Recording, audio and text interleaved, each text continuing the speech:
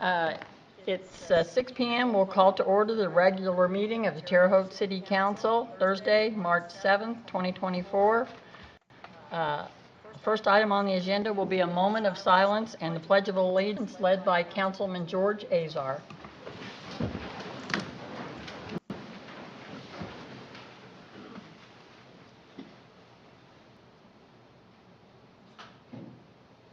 I pledge allegiance to the flag of the United States of America and to the republic for which it stands, one nation, under God, indivisible, with liberty and justice for all. Thank you, Councilman Azar. Michelle, can we have a calling of the roll, please? Councilperson Azar. Here. Councilperson Boland. Present. Councilperson Chalos. Present. Councilperson DeBon. Here. Councilperson Dinkle. Present. Councilperson Hinton. Present. Councilperson Loudermilk. Present. Councilperson Nation. Here. Councilperson Thompson. Oh, here, sorry. All are present. Thank you.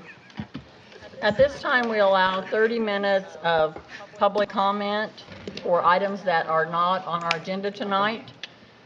We are having some difficulty with our speakers, so we're going to ask those that come to the microphone to speak up really loudly so we can hear you.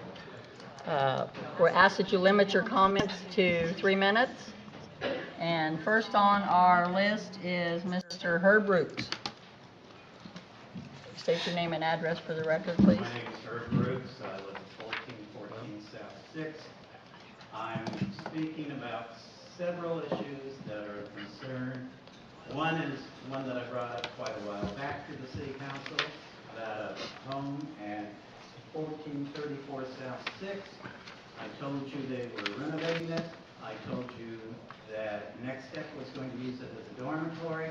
I was assured it was a two-family residence. That wouldn't be the case. And guess what? Next step has leased it as a men's dormitory.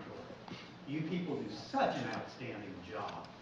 The next thing is my council person told me, oh, we're going to waiver off-street parking for the construction that's going to be going on at the corner of 6th and Washington, which is going to be an apartment building. They are required to have 12 off-street spaces. They had cut it down to 6. And Todd said he was requesting a waiver. He thought they could just park on the street. I measured the street in front of that lot. It's large enough for 2 cars. The side street, which is Washington in the daytime, on an average has 1 space because all the people that work at the coffee shop or visit the coffee shop use Washington as a parking space. On the other side of the street, which used to be Homan's home, has enough space for 3. On the lot of the house that Next Step is buying next door to that vacant lot, has enough room for 3. So that gives you 8 spaces. They're required to have 12. And I'd like to know how, right now, when people come to see me, they have to park 2 homes away. When I go in the backyard now, because you people allowed Next Step to build up the lot so that their back porch overlooks my backyard, I can't go out and sit because it's like a communal hangout. Those are 2 issues that I have. The third issue is I have a history in construction. I wanted to help myself and help the city out by volunteering to be on a board. No one bothered to call me to see what my qualifications were. When I came at the last meeting, I left because I heard NASA nominated. I knew he would be appointed because he's involved in the tight circle that you people have. You don't ask for help from the community. You don't want help from the community. You just want to help whoever you know. And basically that's all I have to say tonight. Thank you, Mr. Roots. Next, Donald Hyde.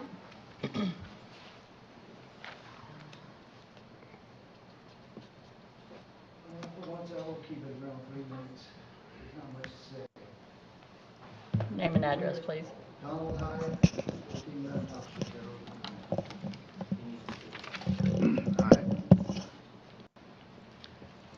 won't have much to say tonight because there's not much to say. You are going to be so busy in the next 6 months, it's going to be, well, let's put it like this, you're not going to believe it. And you won't believe it until the 6 months is over. But I assure you, you're going to be busy. Second of all, I hope that the police of this town hire a few more police officers. They're going to need them. Once the casino opens up on April 5th, life in Terre Haute is going to change immensely.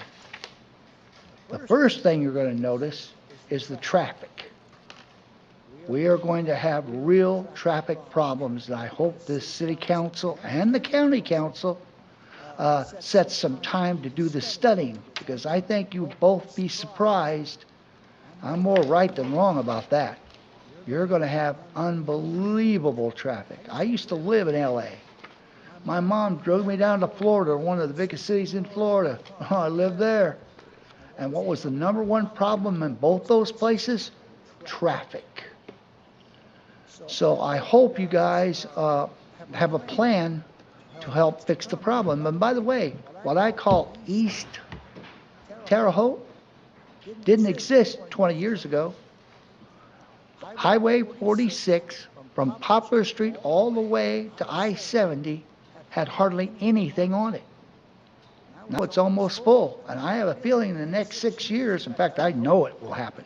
In the next 6 years, from Poplar Street all the way to I-70, if not beyond, will be completely full of businesses.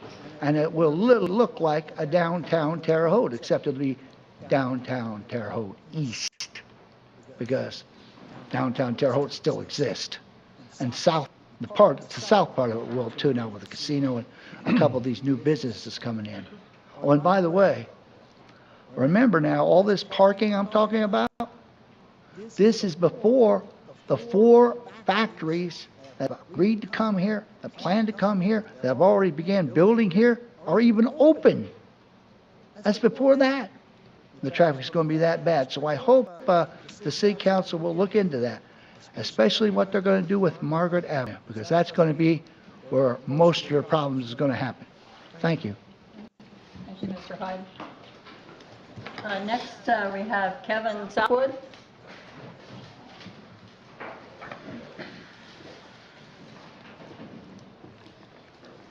Name's Kevin Southwood. So instead of, I don't care if people, register their ideas or their complaints, but I would think that think about it, I just want to shift focus on that. I would like to see where, like, you have problems with, like, over pets, too many pets. You have problems with the trash in the streets. You have problems with the roads. So, like, this is March, and you would have, say, these are some of the problems that you guys are currently working on. Like I said, like trash, pets or roads. And so, like, next month, it would be like, well, we're going to talk about, like, roads. So then you would have, like the second meeting you'd make, this is what we want to talk about. Just an example that we want to talk about roads. Okay, so you find problems in the roads, you come up here and you bring them before the council instead of me concentrating on this and this and that. I could shift my focus and concentrate on problems that you guys are experiencing as our elected leaders, and let us help you with your problems. Like say, for instance, you pick roads. I said, well, if you would let a lot of people's attention go to one subject rather than going around, and I don't care what other people say, but there would be people that would say, hey, I would rather have my attention focused where it could get a more positive response, because this, and this, it doesn't seem it's making much of a connection. So if you had the agenda, like next month we're going to talk about roads, like in April, I could say, hey, if you go down there on 63, you're going around the Aquatic Center or Johnson Avenue, on rush hour traffic, you have people that are trying to turn left on both of those. You'll have 20, 25, 30 cars that are almost dead stop. So if you build an off-ramp around there, 20 miles an hour, you build an off-ramp around there. Do you know how many people in this area around here that can, instead of coming to a dead stop, you have to slow down 20 miles an hour, but you could continue going instead of dead stopping, and that wouldn't cost a great deal, but the payback you guys would get would be, I think, that would be a wow factor, because you're doing something that's probably been needed done for 50 years. And, by concentrating, this is what we want to talk about. Just one idea that you're having a problem with. And, it doesn't matter how people, like we're having problem with, problems on this or that, but you're still talking about roads, So you're helping people to focus a direction that you experience as leaders and problems that you would like to, maybe instead of always on one side of the podium, you allow the people on the other side of the podium to shift focus, go a little bit of direction, so we know what your problem is, so we might be able to offer our assistance to you to help give you more ideas rather than having ideas over here. You might have more ideas over here that might be able to balance each other. So when people know you're having a problem in the future, they can say, hey, this is our chance to put feedback into our community's problems rather than, bring up problems that we all have, but it could help shift focus of people so we could concentrate on problems that you're experiencing, and that might get us into a more collective manner of solving a problem rather than, you have so many problems and complaints from everybody, and it doesn't seem to have like a lot of directional shift so that it helps the community rather than one place here, one place here, one place here, one place here. A direction would be a lot more complimentary of everybody if it was Southwood, can you wrap up, focused, please? So just the idea. All right, thank you, Mr. Southwood. Next, Carrie Youssef.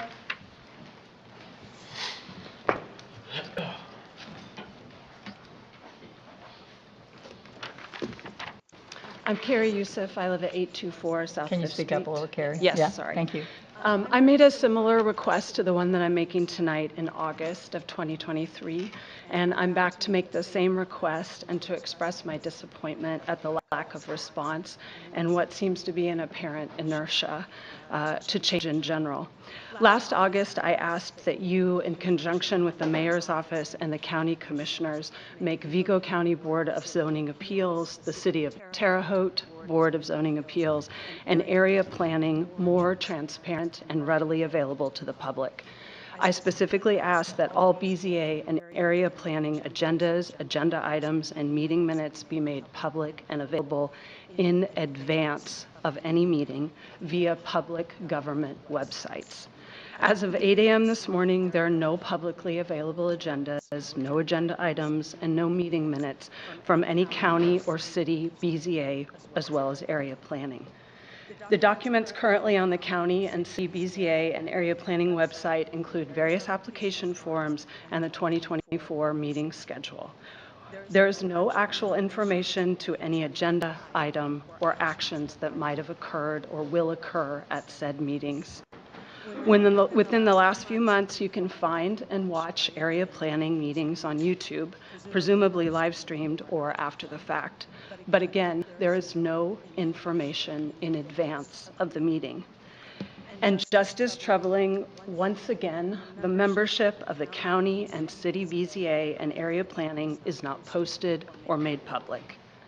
Mayor Sackbun ran on a platform of transparency and citizen participation, but the mayor's office has yet to publicly announce mayoral appointments to city and/or county boards, including the Terre Haute Board of Zoning Appeals. What's more, it's my understanding that the current Terre Haute Board of Zoning Appeals, which has been meeting and making decisions since January 2024, and now includes new mayoral appointees, that this committee once again does not reflect the rich and vibrant diversity of the residents of Terre Haute. I would ask the mayor how this is any different from the long-standing practices of the former administration. Limiting mayoral appointments to city and county boards to the same narrow group neither represents nor serves the varied neighborhoods, residents, and interests of Terre Haute. In addition, the continued lack of public information hinders citizen engagement and collaboration of any kind.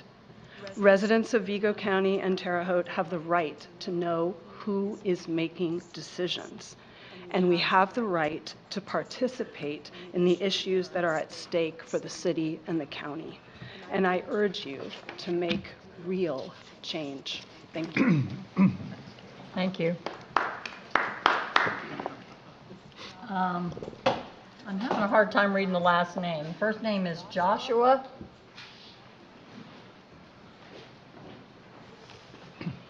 State your name and address. I'm Josh Price. I live at 808 Collette Avenue. I wasn't real sure how this meeting was going to be structured. I'm here on behalf of Terra Foods. As a member, I served on the board also. We've got a presentation, and so that's on our Correct. agenda. Okay. Right. Go And ahead. so I don't want to dig into this too far because I don't know exactly what Jim's going to talk about. And like I said, I didn't know how the meeting was set up. I thought the presentation was on the agenda. So It is, and the public comments are for non-agenda items. So. okay.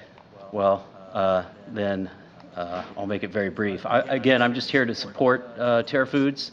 I've stood in front of you before and talked about this project.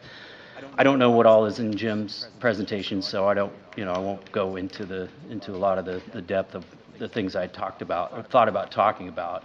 But I will say that as a resident of the Collette Park and 12 Points neighborhood, I'm very pleased at the things that are happening in that area. One of the things that the bakers with Three Sisters Investment, they often have put out polls asking people on Facebook what it is they would like to see in 12 Points. And every time a grocery store is at the top of that list. And in addition to all the things that Jim's going to talk about, I think supporting this project will help to beautify 12 Points, fix up the building that they own currently. Will add to the synergy of the businesses that are trying to survive down there, and just add an overall element of community that I think is very important for the residents of Terre Haute and for those in the 12 Points area. So I'll let Jim tell you the rest. All right, thank you. Is there anyone else who did not sign the sign-up sheet? I can guarantee your name is not on the sign-up sheet. I thought you were asking who didn't sign the sign-up Okay, sheet. go ahead. To be totally honest with you, I'm surprised these two items aren't on your agenda. You gotta state your name and address. Richard Shagley, 500 Ohio Street, with law firm Bright, Shagley and Lowry. Two dates in particular, March 4th and March 16th. March 4th, happy birthday, Mayor. I'm surprised I was the first one that got to say that tonight, but happy birthday. Now, March 16th, I'm really surprised it's not on the agenda. It is the annual St. Patrick's Day Parade. It starts at 1 o'clock at 30th and Ohio, travels down Ohio Street to 19th to St. Patrick's School. There's also a 5K that morning. It starts around 7:30 at the school at 19th and Poplar. And then ending the great day of St. Patrick's Day celebration is the party at the school with the dueling pianos. I know last year you had a little more interest in the parade, but you're more than welcome to enjoy it this year as well. So I'd be happy to answer any questions you may have. Does anybody have any questions for Mr. Shagley? Thank you very much. I just wondered if you're going to wear your regular leprechaun attire. I have good We should news look and bad forward to news. that. I just have bad news, I guess. I will not be, it's my son's father-son weekend at his college, so I will be attending that. Sorry to So I miss will that. not be at the parade, so I apologize if that was the biggest part of your parade experience. I will send pictures to those who need a Thank refresher. you. Thank you very much. Okay. Anyone else? So at this time, we have a presentation by Mr. Spears with Terra Foods.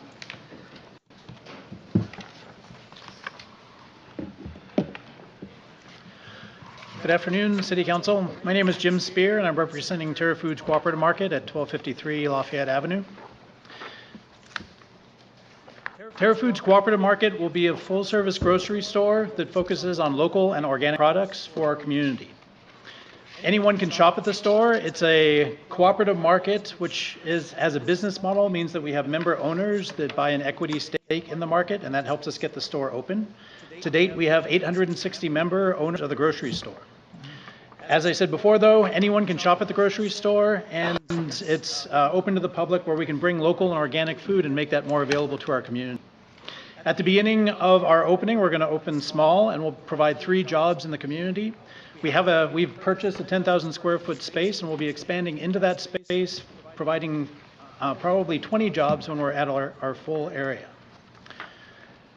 We also have a 501c3 component that is focused on education, especially around nutrition, and also for low-income access to healthy foods in that neighborhood. We want to be the corner grocery store for Collette Park and Spencer Park in that area, but we also want to be a larger store that feeds all of Terre Haute and provides an outlet for more local sales, more local opportunities. Terra Foods is part of the food budget component for the ARPA funds. And to define a food desert is an area where you cannot walk 1 mile and get fresh produce. So what's mapped out on this graph are the red dots are the grocery stores that we have in town. The green circles are the 1 mile walking radius. And you can see the center of Terre Haute up through 12 Points to the north. All of that area is considered a food desert for Terre Haute. The core, the bulk of Terre Haute is a food desert. One thing that Terra Foods does is serve that food desert. We're going to be locating our store at 12 Points, and it takes out a large portion of that food desert. Another goal that we have, part of our mission, is to support local producers in the Wabash Valley and provide a daily place for them to sell their products. So we can encourage local businesses to ramp up, to do more work that they're interested in doing, developing produce, and kind of start cottage industries in our town. We've been at it for 15 years, trying to get Terra Foods open. I actually presented to the City Council 2 years ago, as Josh alluded to. Josh did as well. We've been trying to get this store open. 2 years ago, we purchased the storefront in 12 Points, so we own that now, and we're working on renovations of that space. Part of this time, as we've been trying to get open, we've run 3 market analyses in the community. One of the market analyses produced this graphic here, where the purple are our members, the location of where our members are, and the green is the trade area that would feed into that. That encompasses 120,000 people that would come to Terre Haute for a cooperative market. The people, can't read that detail, down towards Bloomington, so across that line towards Bloomington, would go to Blooming Foods if they're interested in local and organic foods. The people up in the northwest corner would go to Champaign-Urbana for Common Grounds Co-op. But we're the only opportunity in this area, and those people would come to Terra Foods. We've also completed a pro forma with consultants, so we have a good idea of what we need to provide to build this store. Our pro forma actually demonstrates that we would be starting in our first year at $750,000 and ramping up to $3 million a year in income. We also worked to get a professionally designed logo that you saw earlier so that we can promote the store. Sorry about the small text on this. This is a capture of NDOT's traffic in the area. And on the left side, you have a summary of this, where Lafayette has 14,000 cars a day, Maple Avenue about 5,000, 13th Street has about 4,000 cars per day traveling on that, and we expect that to rise in the future. The red star is the location for Terra Foods Cooperative Market, and with all of this traffic, we'll have a lot of interest and a lot of people just passing by that area for a grocery store.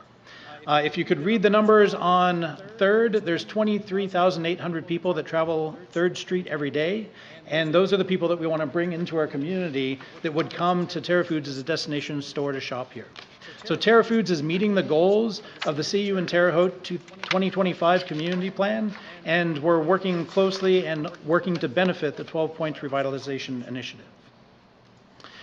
I wanted to show some pictures of who's going to be providing for Terra Foods, providing products to Terra Foods. So these farmers, ranchers, producers are our neighbors, and they will have a place to sell on a daily basis now. This is Royer's Farm. Nikki Royer, pictured here. The farm is 10 minutes north on Highway 40. They produce pasture-raised meats, and those products would be sold on a regular basis in Terra Foods. Marta with Harvest Bakery is another person who's signed on to be a producer for Terra Foods, so we'd have fresh baked goods. She also focuses on gluten-free goods and food allergy issues, and produces food that people can eat in the community. White Violet Center for Eco Justice is out at St. Mary's of the Woods, pictured in the background here. They're the largest organic farm in our area, and they also would be able to provide for us. Fresh Thyme moved into our community, and that's an organic store in town, so they provide organic. I ask them every time I go in there when they're going to have White Violet Center products in their store, the largest organic producer in our area.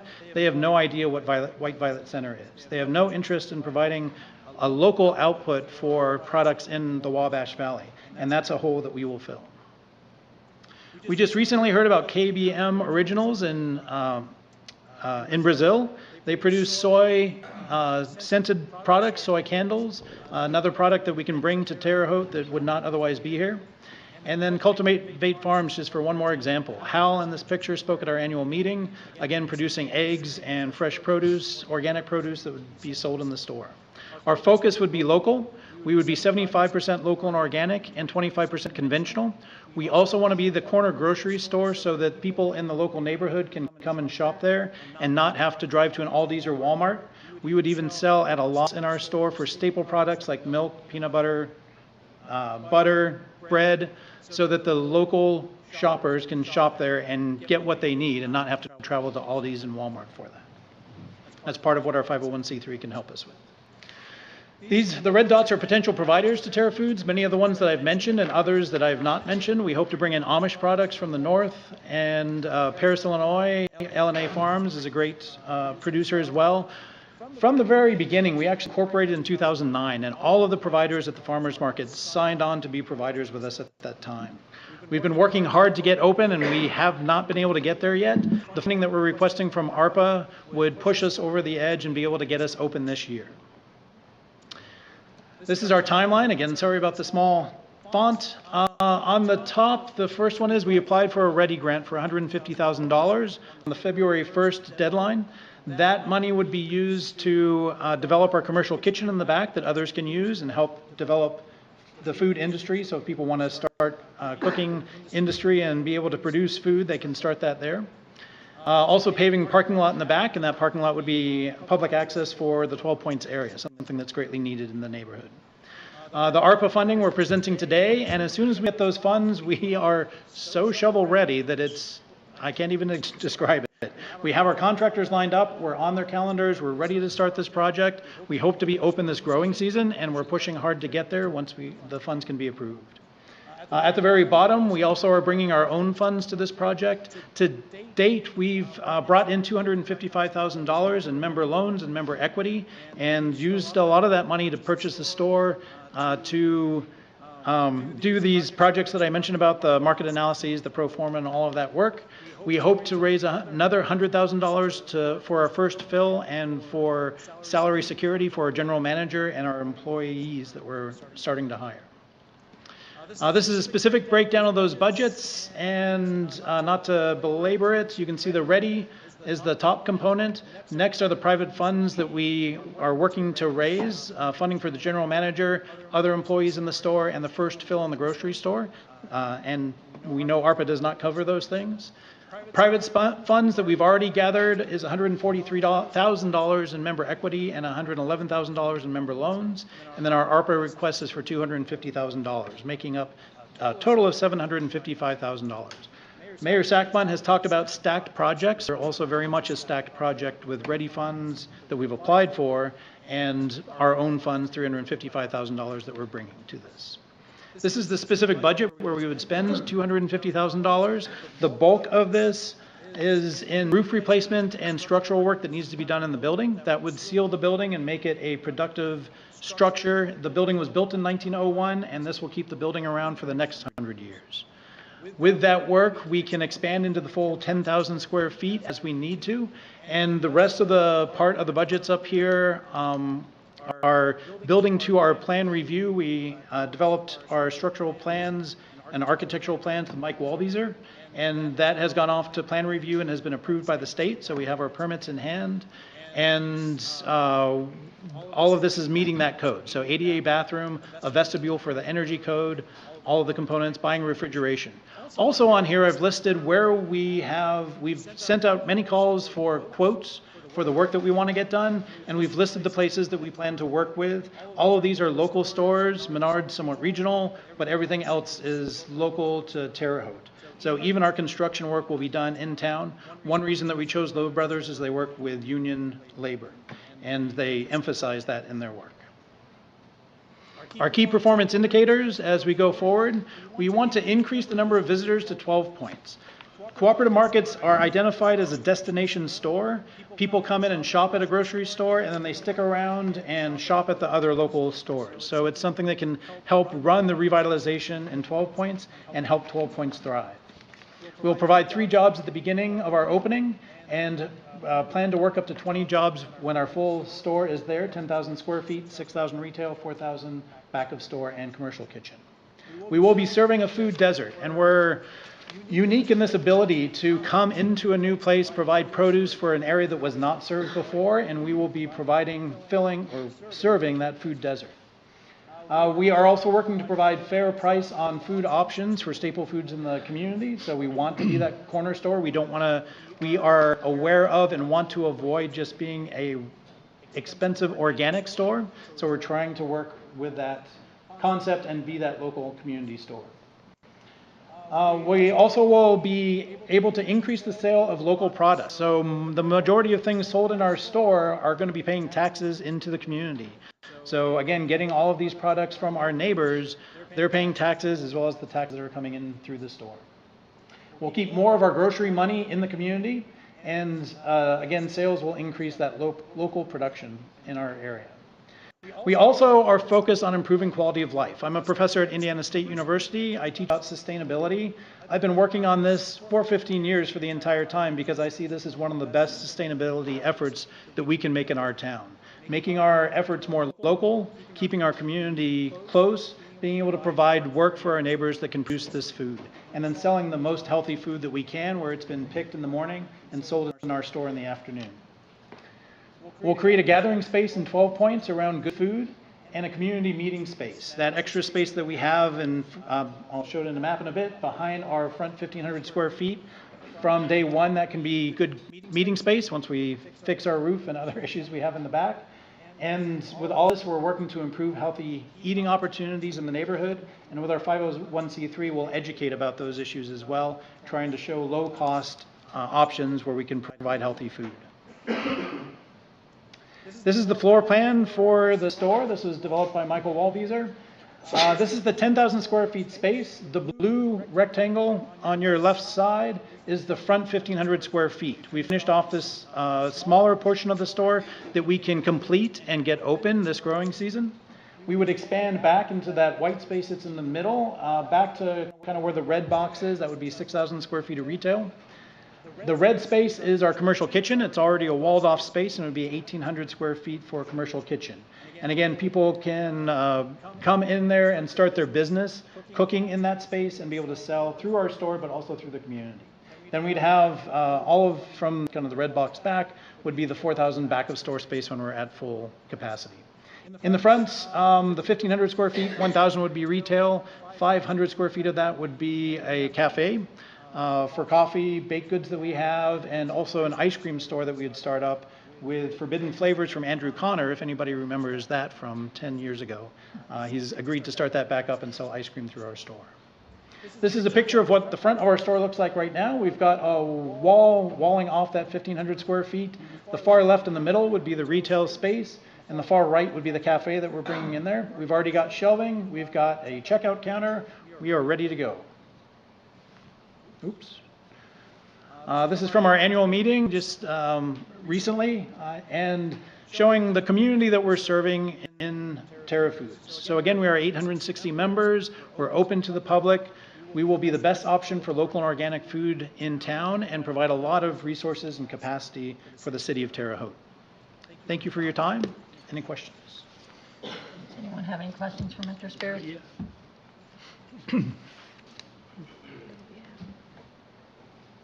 Thank you very much. There's a lot of detail in your presentation. We appreciate it. Thank you. Michelle? So at this time, I'll close public comments. No. No. Oh, I'm sorry.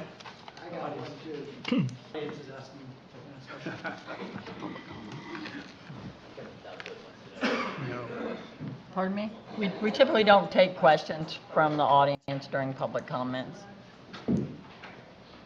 I'm sure Mr. Spears be willing to answer anything that you need to know.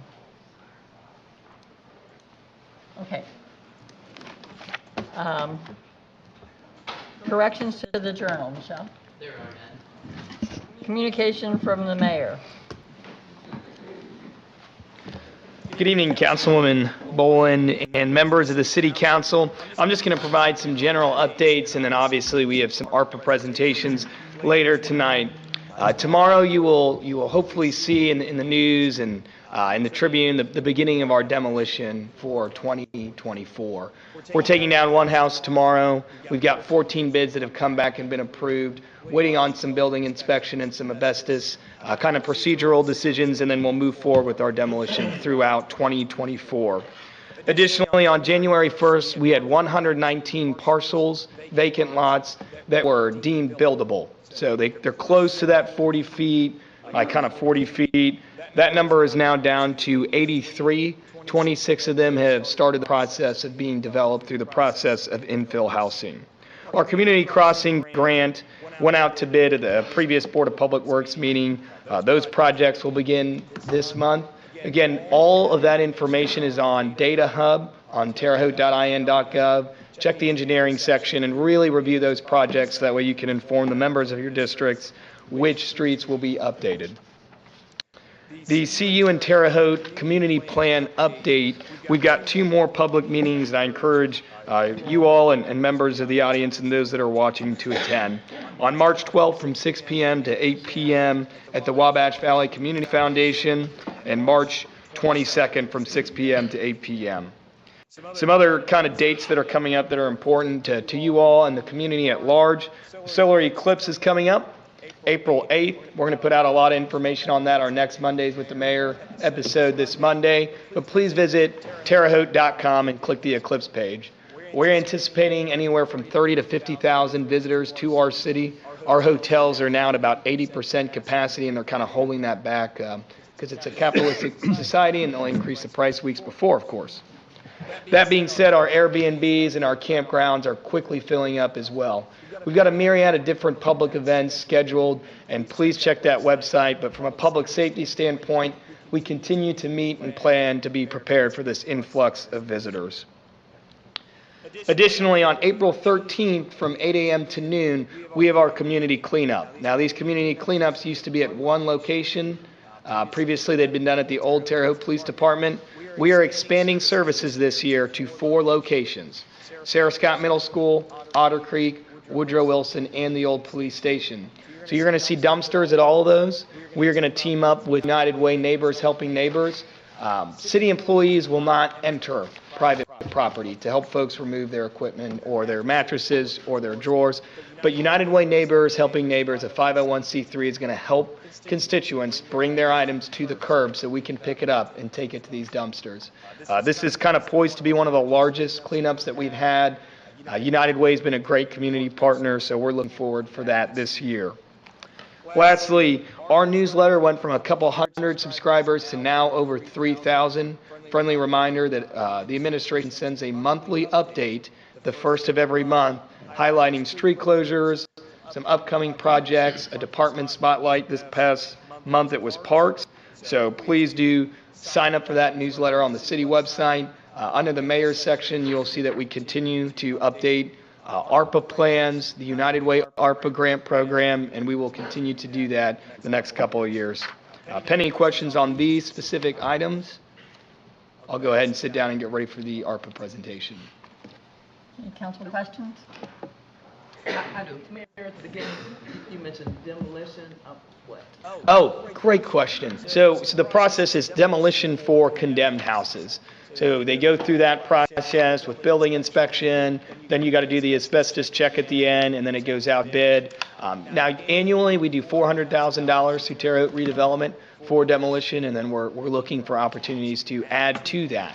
Because that amount and that list, it's not stopping the problem. Right, we're going to need to put more time, energy, and effort into that process. So just to start, but that's our kind of monthly update for demo. Thank you.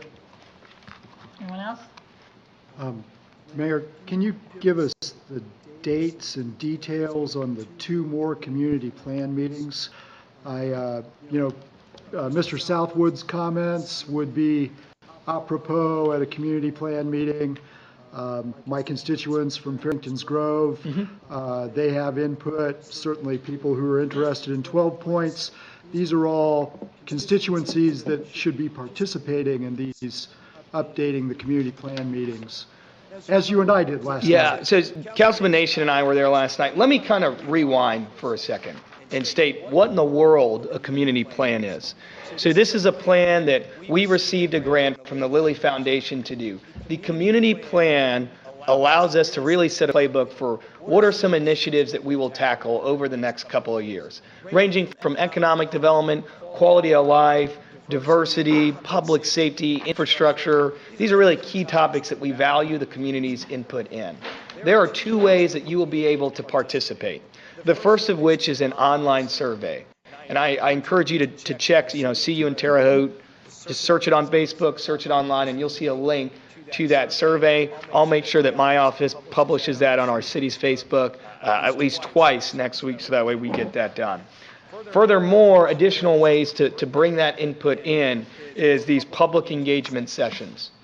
We've got 2 more, March 12th and March 22nd at the Wabash Valley Community Foundation. That address is 200 South 8th Street. These community plans are used by the administration to seek grants at the state level, at the federal level, and through other nonprofits. So we're currently at 8. That's how many we've applied for in 8 weeks. And a strong community plan helps us accelerate those total numbers. Because again, you're only going to get 20% of the grants that you apply for. So a well-written plan allows us to kind of get in the forefront of some of these federal and state agencies and nonprofits' minds when we apply for additional grants down the road. It's vitally important that we get that feedback. Usually in communities, you see the largest employer, CEO level member as a co-chair, and then the CEO of the city, whether that's a town manager or a mayor, is the co-chair. So this go around, myself and Steve Holman are the co-chairs for the CU and Terre Haute plan. Again, 2 ways to participate, public engagement sessions. If you're not able to attend, please do the online survey. Really good information. Thank you. Yeah. Thank you. Anyone else? All right, reports from city officials. Before Jesse speaks, I want to notify the council that I was asked to apply or to add someone to the ARPA Grant Oversight Committee by the United Way. And so it's just a planning session. It's not going to be overseeing how the money is spent or anything for small businesses and nonprofits. So I just went ahead and appointed myself to that committee. I wanted everybody to be aware of that. Okay. Thank you, Jesse.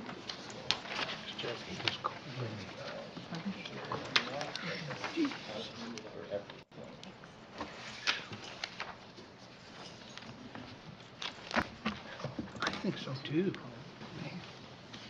All right. No, I think you can go ahead and Madam proceed. President, members of the council, this is really just informational only for you. Just wanted to update you on a couple of fees, departments that have increased fees. First one being grass cutting fees. That's what I've handed to you there. That is the new fee structure for properties that the city would have to go out and cut because it has met the criteria of becoming rank vegetation and therefore an ordinance violation. And just to provide you some context with that, in 2022, the city, not including redevelopment-owned properties, mowed 634 lots. The city was only able to recover through grass liens, or, you know, if the owners paid their invoices, about $6,000 of that. So that breaks down to a pretty good deal for the property owners, you know, about $10 a go there. 2023, the city actually mowed even more yards, to the tune of about 833 yards. We recovered about $6,700 through the grass lien and the invoicing process. So the new fee structure, obviously, the hope with that is not that we necessarily become profitable landscapers. What we would like to see is that we sort of get out of the mowing business and turn that responsibility back over to property owners, kind of where it belongs. Do you have any questions on that item? Madam President. Councilperson Nation? Jesse, you're telling us that this has already been done, right? Correct. This was voted on by the Board of Public Works, so this is just information for the council. Thank you. You're welcome. Any other questions? Madam President, I do. Councilwoman So Hinton? the first time you mow is $3. Correct. Second time you mow is 120. Correct. Okay, gotcha. Yes, and You then don't wait so on. until it's sky high to be 120. No. Mow it. Nope.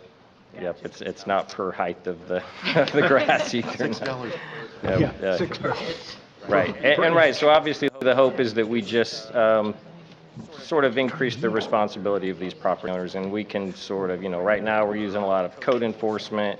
Sometimes it's the street department. They have jobs to do, and we'd like for them to focus on those jobs. And like I say, get out of the mowing business. Also, the Board of Cemetery Regents also adopted a new fee structure pretty much across the board. I will get into all of the details of that, but the increases are about 25% for all services except for infant burials. So across the board, again, I know that's a department that sort of struggles fiscally every year. So that fee structure was voted on, I think, at the February 7th board meeting. Nothing for you guys to do, just information for you to pass on that way if you're asked. And then, let me see, I do have a sort of good news update for you. So, you know, we did open the recycling center at the street department. It's been very successful. Our users of the recycling center have been very responsible. I think we've averaged, let me see, about 4 tons of recycling every week so far. And so next week, the Vigo County Solid Waste District is going to replace the 3 sort of trash bin style containers there with one of the more traditional ones with the sliding door. So if anybody saw the video of our constituent loading the bag of recyclables in there, you know, they won't have to reach up quite as high anymore. They'll have that sliding door. They can just sort of open that, slide it in there. I actually did send everybody an email regarding the April 13th cleanup. So that should be in your city email inboxes.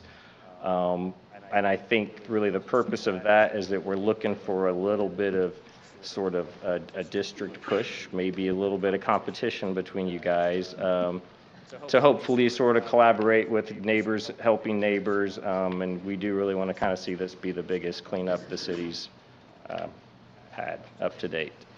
Any questions about any of those updates? Yep. I just wanted to kind of compound something that Jesse brought up. when we ran the numbers of basically to find the opportunity cost of code enforcement, doing those 800 lots, from March to May, that department, I just feel bad for them. They are unable to go out and enforce code. There's four, one in each kind of corner, and then they've got two floaters. They're not able to do any of that because of some of these grass issues that you do see the negligent landowners as our frequent flyers. So these are systematic problems that might not seem like they impact multiple groups of our city, but this single-handed decision will free up them and provide some opportunity, provide more time for them to enforce code, get out on the streets, address some of the complaints and frustrations that you all hear about 2 times a month, but we're hearing about, daily as well. So we're looking at these systematic changes we can make to free up that group, because they definitely need more support, and some administration's here to do that. Can either of you say where we compare with other communities on these new fees? Yeah, so the cemetery fee itself, because not every municipal government has a cemetery, that fee had not been increased in years. And so looking at the market rate, when you look at some private burials, it's not quite on par with that. But when you do look at other municipalities, it is on par. But again, for some municipalities, if we're looking at a class 1 city in Indianapolis size versus a Terre Haute size versus a Sullivan size, you're going to see differences in prices there. So we can look at it. We can send you a class 2 comparison if you'd like. No, I was more curious about the grass thing. The grass fee in my eyes is low. Right, Still low so compared it's to 60, others. 120, 240, 480. Our friends down south, they charge, if there are large items like limbs in, they charge the weight of limbs that they pick up. They charge by the hour for labor. Now going from what we did have to a pretty big change like that, I can understand might be hard, because some folks are not bad actors. So we do have to look at it from both sides there, and that's why we settled on a progressive 60, 120, 240, 480 system. Thank you. Any other questions from the council? Yes, Todd. Councilman Nation? Just, can you remind us and the public of how many cemeteries the city has? We have 2 And cemeteries. what are their names? We have Highland Lawn, and then we have, I'm not sure what the name on First Street is. Woodlawn. Yep. Okay. So the fee structure that you're talking about is only for those 2 city-owned cemeteries? Correct. And I would say that with the increase in the fees, we're now on par with other municipally owned cemeteries. Thank you. Any other questions? Madam President, could you remind us where the recycling center is? It is at 14th and Deming.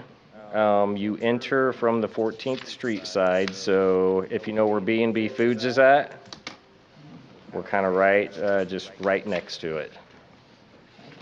You're welcome. Anything else? Thank you, guys. Jesse. Thank you.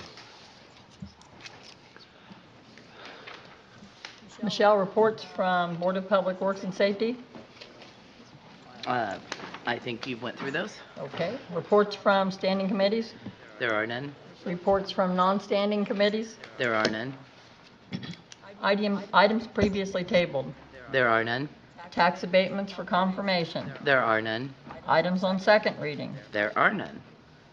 Items on first reading. We have one. Appropriation for 2024, $250,000 from ARPA number 0199 to services contractual ARPA number 0199-0006-03-432-010. As a reminder, you must vote to take action on all appropriations. Is the petitioner present? Okay, so appropriation for 2024, this is $250,000 that had been voted on and approved for the Humane Society now 4 months ago. When they were coming to pick up that check, there were some procedural steps that did not happen. Some funds were not encumbered, so we had to go back and reappropriate the funds because they were not encumbered to allow a local animal shelter that is now close to completion on a spay and neuter clinic to pick up the check of a fund that was previously approved for them. So just kind of doing some procedural work with some transitions here. Does anyone from the public have any comments?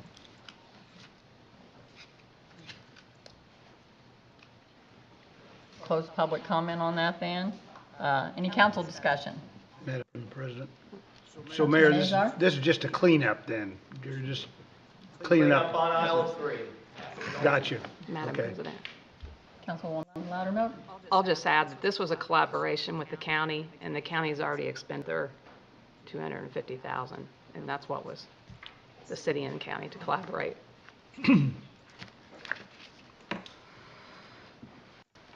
Anyone else? Councilman Nation? I remember the discussion about this, and I remember us unanimously passing it, I think, at least the other council, last year's council. And if there's no further discussion, I move that we take action on appropriation number 4, 2024. Second. We have a motion on the floor to take action on appropriation 4, 2024, made by Councilman Nation, seconded by Councilman Azar. All those in favor? Aye. Any opposed? We can now take action on appropriation 4, 2024.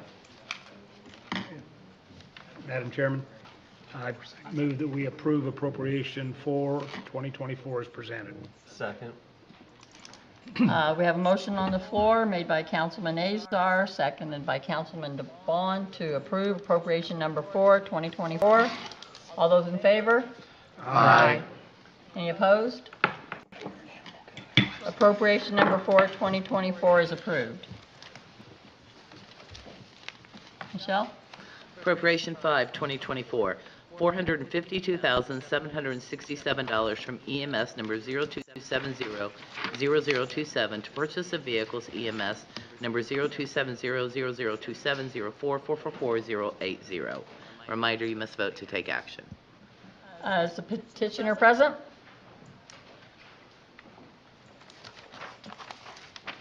Good evening. I'm Diana Luther. I'm the Deputy Chief of EMS Operations with the Terre Haute Fire Department. And tonight we are explaining that we did gain possession of our ambulance in February, and we received our lease payment, and we are asking to pay to the vendors. I want to be clear that this is coming from the EMS non-reverting fund. It is not the general fund. So this is what we received through EMS billing. Thank you. Anyone from the public want to comment on this?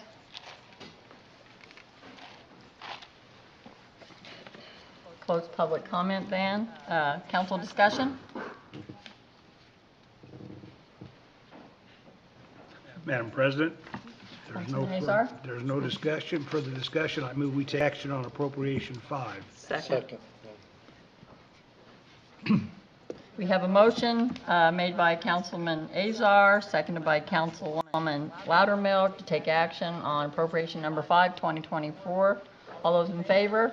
Aye. Opposed? Okay, we can now take action on appropriation number 5, 2024.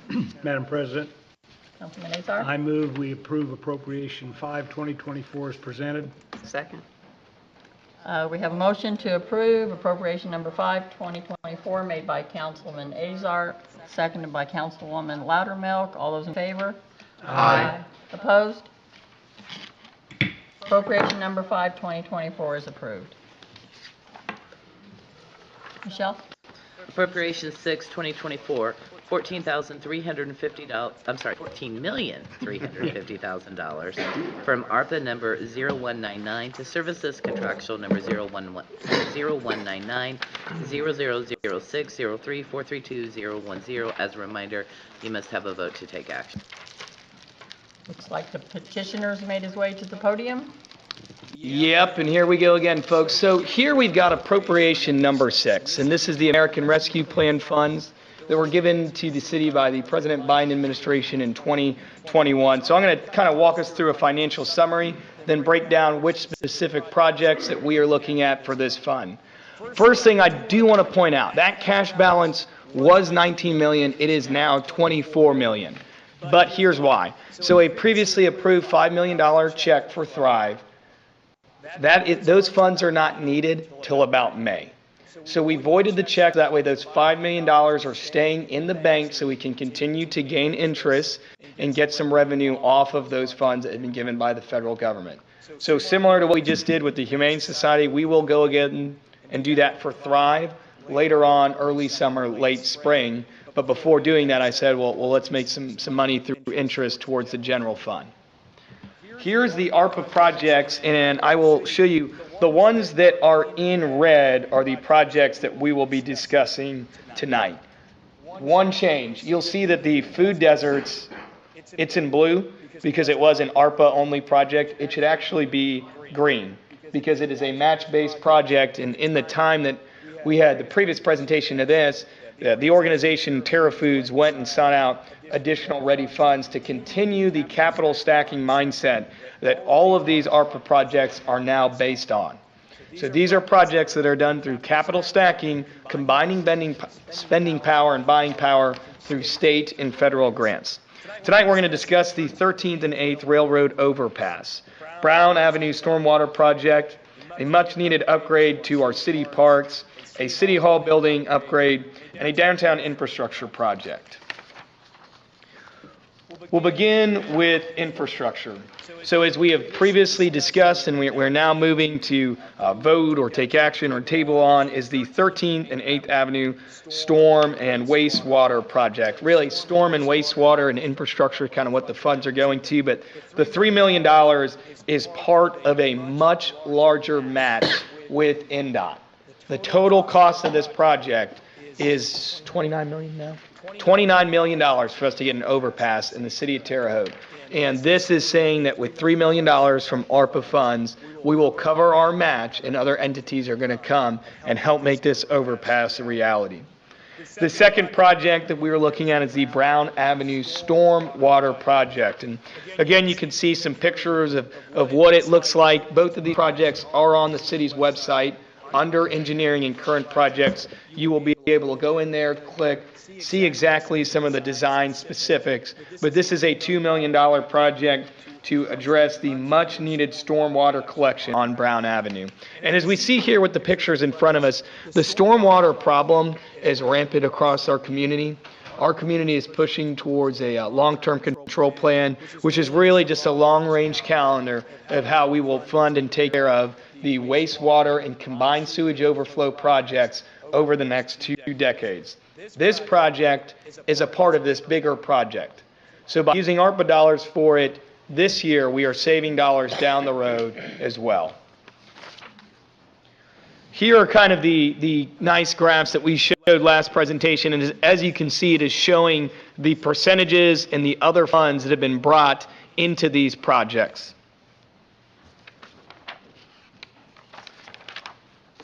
Next, we're going to tackle our public spaces. So the first is $2 million for the City Hall upgrade. We touched on this last month, right? I mean, I'm watching folks put jackets on, take jackets off as the temperatures change. In the month that we had from then to now, 2 offices have leaked in 1 month. But we've also worked to find some matching grants, and we've already got $125,000 that will also be applied to phase 1 of this project. So these designs, these projects started 6 years ago. We've got a lot of folks who come and visit City Hall. We've got a lot of folks who work here day in, day out. And so this is a much needed project to really address the guts in the roof of City Hall. We do have Brad Utes here today, the kind of project manager for that. If you have additional City Hall specific questions, we do have some of the other stakeholders for other projects. So when we get to the end for questions, we can bring those individuals up as well.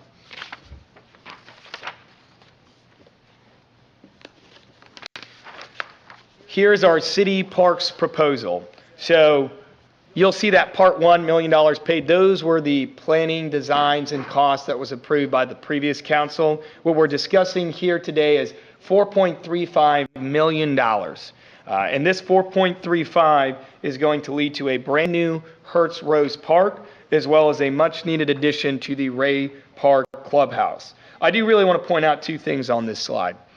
Number one, we have applied for Ready 2.0 funds to add on to these projects to make sure that we really get the full designs and we don't have to cut anything out. And so we await that Ready decision hopefully by mid-April. And Ready is the state's quality of life really enhancement fund that is issued and done through the IEDC and the RDA. On top of that, what Ray Park, if you look at it, it's $2 million from ARPA funds, $1 million from a 501c3, Friends of Ray Park, about $350,000 from Ready 2.0, and if needed, previously budgeted dollars in edit. The goal is between these two projects, we're able to fund them through ARPA dollars and Ready dollars, and then our edit dollars that were budgeted for these projects are now available for further infrastructure or parks improvements over the next 3 years. So by approving this, we get an investment today, and then over the next 3 years, we have projects within the budget that will no longer need to be complete, so the edit budget will have more opportunity to go towards infrastructure or parks enhancements. This Hertz Rose Park is ready to go out to bid upon approval. You know how construction is. We're hoping it's 2.8, but we'll wait and see what some of the companies come in, and that's really why I'm pushing for that 4.35 and why we applied for Ready 2.0 funds, so we do have a little bit of a buffer.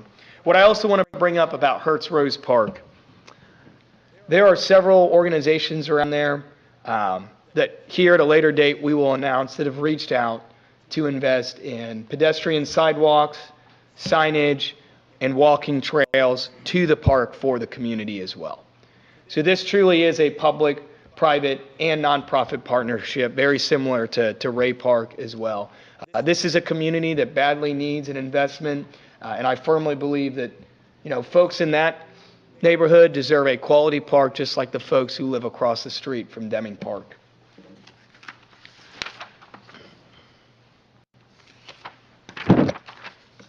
Ray Park, so we hit this one last week. The final cost has come in at $3.7 million for the clubhouse, which is phase 1 of Ray Park's turnaround.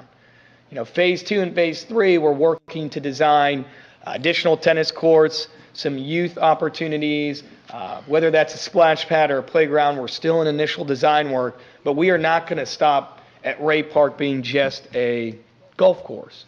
We want it to be a golf course, and there's room for some more community park assets, which helps not just Terre Haute City residents, but also our friends in Vigo County on the southern side. What I also wanted to point out is in 2023, this park brought in $300,000 of revenue. Keep in mind, Ray Park does not have beer sales like Holman. If you look at municipal golf courses across the Midwest, across the nation, you will hear feedback, oh, you're never going to make money, you're never going to make money. Well, what David Kennedy and Eddie Bird have proven is that with a well-run golf course, you will have revenue and you will have funds that you're able to put back into your park. The clubhouse was built hundreds and hundreds of years ago. Unfortunately, like many buildings, when they're not properly maintained, we run into situations like today, where we have to make a much-needed investment, but this type of investment will continue to pay itself off over time as you see us getting investment money through revenue. Food deserts, downtown development. All right, so this is a slide that we had last presentation, and when we're looking downtown, it's really a community-wide investment, right? So this was a project that was submitted to Ready 1.0, and we are now on Ready 2.0. So the state has already issued funds expecting their return on investment and is now looking to set out additional funds in Ready 2.0, and this project still is not started. It's a transformative project because it opens the door for continued development, and it's in the heartbeat of our town, Terre Haute. It's going to be used a little bit of TIF dollars, the Ready 1.0 dollars, and $3 million from ARPA. Let's go ahead and take a look at the impact of what these hotels, pedestrian sky bridges, and 2 commercial opportunities would be. In Vigo County, our innkeeper tax is 6.5%. This led to $3.2 million in revenue in 2023. That was an increase of $800,000 from calendar year 2022. Say at any given night, there's a 100% occupancy, you would make $1,400 a night on innkeeper tax. We are expecting a record-breaking year in 2024 as the CVB continues to market the city of Terre Haute and Vigo County to large events. You'll see the air shows coming. You'll see the events for the eclipse. We are limiting ourselves by not having the hotel capacity for large events. When we have a cross-country event at Laverne Gibson, the CVB is forced to send people to stay in Bloomington and Plainfield to come and compete in Terre Haute. When you're looking at some of the many conventions that we do have on the books and some that we are trying to put on the books, we have folks who are stuck staying in Sullivan, Brazil, Paris. So to fully create an environment where we can leverage the Convention and Visitors Bureau and the CIB, this project would do just that. The food and beverage tax collected by the CIB brought in $3.4 million in calendar year 2023. It is difficult, though, to calculate how much food and beverage tax we would get off of this hotel because you don't have two confirmed commercial vendors yet. You don't know how to calculate based off the menu that 1%. So I don't have a figure for that, but I do want to highlight that it's an additional revenue source that this hotel would bring. Additionally, I was asked a very good question. Would a tax abatement be sought after for this project? Which at this time I got confirmation that one would not be. Why is that important? Well, the Hilton Garden Inn across the street from 2019 to now has paid approximately $740,000 in property taxes. It's a similar sized hotel. It's actually smaller. So when we're looking at assessed property value in the downtown TIF district itself, it's good to look at that increase in property value that would be going to the TIF district. So this is now a third revenue source of how this project is going to continue to invest back in Terre Haute time after time after time. Furthermore, this project, as you can see here on the right, has 3 agencies that are supporting it and helping us and helped us get it to this stage. The Indiana Destination Development Commission, IDDC. I'm sure you've heard of Pure Michigan, the tourist campaign. Indiana is just scratching the surface of tourism compared to that state. But the IDDC has partnered with Terre Haute on tourism. We are getting ready to announce another grant that we received from them to improve our marketing and our branding. And they have reached out looking at this project, looking at how they can continue to brand the In Indiana campaign in communities like Terre Haute that choose to invest in this industry. The Indiana Main Street is a branch of the Office of Community and Rural Affairs, which former Mayor Duke Bennett is now at, actually. And the Indiana Main Street program looks at revitalizing downtowns. Main Street revitalization is key for Class 2 cities to make a comeback in today's day and age. And then lastly, you'll see downtown Terre Haute. That's our branch kind of Indiana Main Street. I believe Todd, George, and several other members that sit on that as well. So it's a good group that we're working to improve and make more actionable to capitalize on the Indiana Main Street push. So here's some general kind of facts and figures. 203 total hotel rooms when you're looking at phase 1 and phase 2. As you can see there in the south is the parking garage, and then you've got the 2 pedestrian bridges as well. I know there's plenty of questions from the council. Again, we've got multiple stakeholders here for many of these projects. So if it's more of a specific question, I'll be sure to reach out to them. So you can go back and do it off of this slide if you'd like.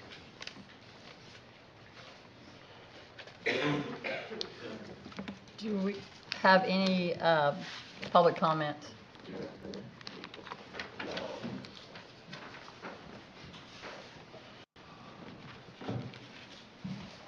Oh, guys, I'm not feeling well anyway, so I wasn't planning on doing much speaking today. But for God's sakes, can you inform the public of where things are?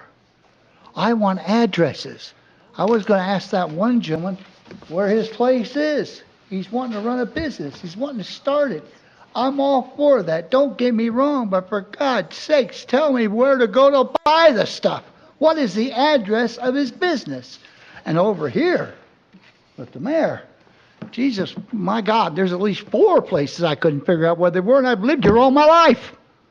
None of the stuff he showed us gives the public any idea of where things are. So I would like to ask him, give me some addresses. Thank you.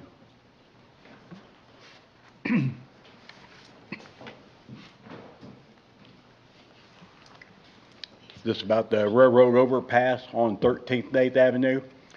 We have a train that goes over Wabash on East Wabash. It seems to me, you know, because those constructions on that one down on Margaret stuff took years to complete.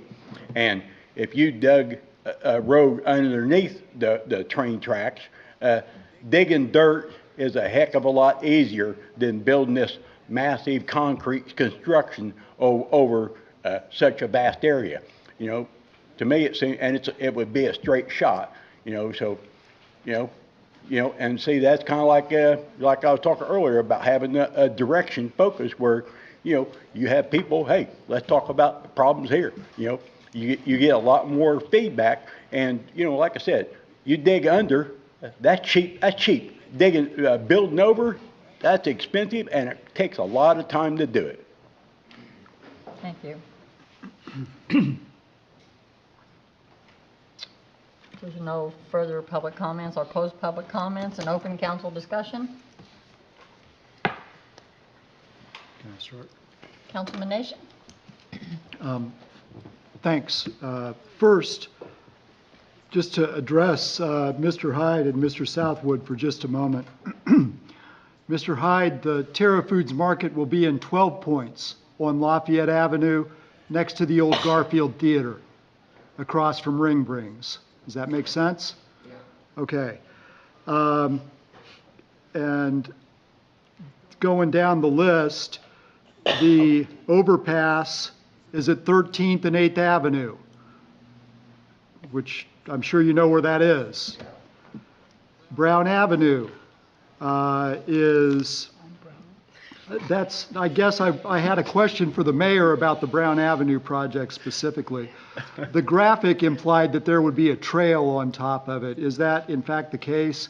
And can you talk about like what part of Brown Avenue this project will cover, please? Marcus will give the exact crossing design. Great, thanks. Be happy to cover that. So there will be a trail proposed on one side north of Hallman. And it will ultimately, you know, the long-term plan would be to connect that further to the north. The cross streets, it's going to be roughly centered on Hallman Street. The south end would be Wallace Avenue, and the north end would be Dean. So I think Brown either side Avenue from Holman to Dean, or Wallace Avenue. Do you understand that, Mr. Hyde? Now, is that where the park is, or is that somewhere else? So Brown Avenue actually ends at Wallace Avenue on the south, and Holman Street would roughly be the center of the project, so then it'll go about 4 blocks to the north to Dean. He's asking about Prince Rose Park. You got a beautiful picture here of a park that I've never seen in my life. We haven't gotten to that one yet. That's later. But you drive by it all the time. I drive by it all the time. It's Prince Rose Park on Locust Street at 15th. Okay. Well, they could have said something like that. Give the city a clue where it was. You know where Ray Park is, right? Yeah. And you recognize the Ray Park Clubhouse that we're getting ready to renovate. Okay. So, and then the downtown hotels we're talking about the Vigo County School Corporation property at 686 Wabash Avenue. Yeah, it's to be built yet, because they haven't even tore down the old schoolhouse yet. Exactly.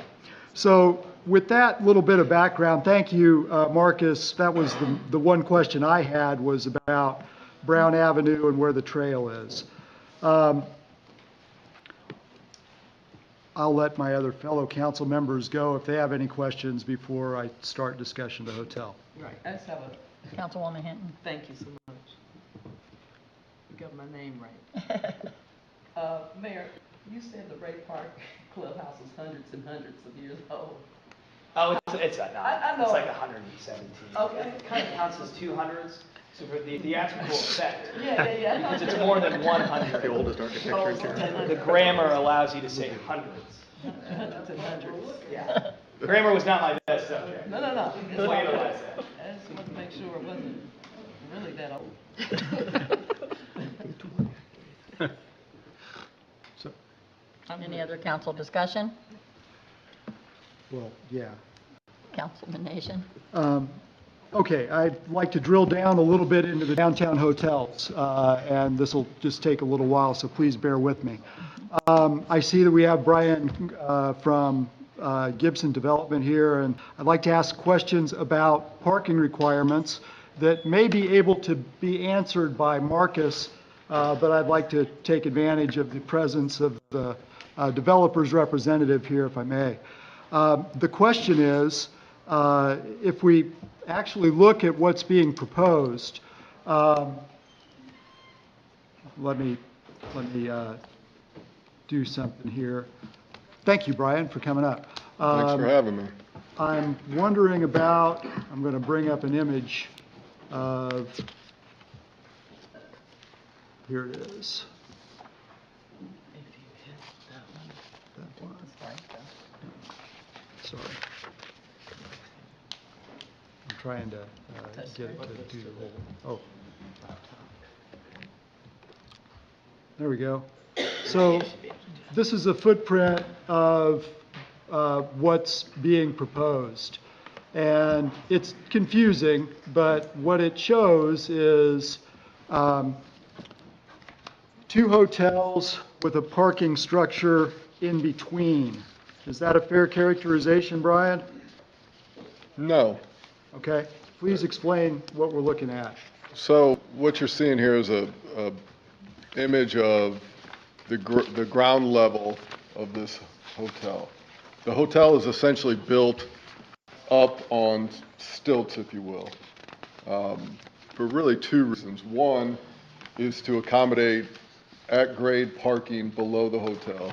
Second reason is to allow us to utilize the Sky Garden parking garage directly across the street so we can bring a pedestrian bridge from what is a very underutilized parking garage downtown, bring patrons to the hotel and bring them into a lobby level on the 2nd floor.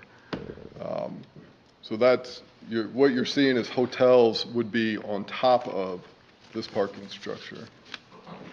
I remember a picture from 2020 that ran in the newspaper that had a swimming pool on the roof. Is that part of what's being proposed? It is still proposed. Yes, it is. Okay. It would be on, not the 5th story roof, I believe it's the 2nd story roof. So is that above the middle part, above the parking garage? Correct. Okay. Can you talk about who the parking garage will serve? Sure. So primarily serve 2 entities. The first and largest of the users of the space will be the Hilton Garden Inn. I'm going to go back a few years, but prior to the convention center construction, Hilton Garden Inn had a parking lot to its east, along with its existing parking lot to the north. I don't want to rehash, years of conversation, but the convention center now occupies the parking lot that was to the east, and the deal was at the time, I believe, to build a 2nd parking garage at the corner of 7th and Cherry for the sole use of Hilton Garden Inn. For a number of reasons, I think largest of which is budget constraints. That parking garage was not constructed. So what you're left with is the Hilton Garden Inn, which has 109 rooms and 52 parking spaces, which, I mean, you can do the math. The industry standard for a limited services hotel is a 1-to-1 ratio of parking spots to hotel rooms. So we're less than half of that. Throughout this process I'm alluding to a few years ago, in the interim for not building a parking garage, the Vigo County School Corporation, I think it's 686 Wabash, that lot was leased to the hotel entity for use of parking to compensate the lack of a garage being built. And that's where they currently park some of their patrons today. Brian, I can you forgot tell? what the question even was, Todd. Did I answer it? Yeah, but Oh, there's a and second of follow-up. which, I'm sorry, second of which would be retail parking.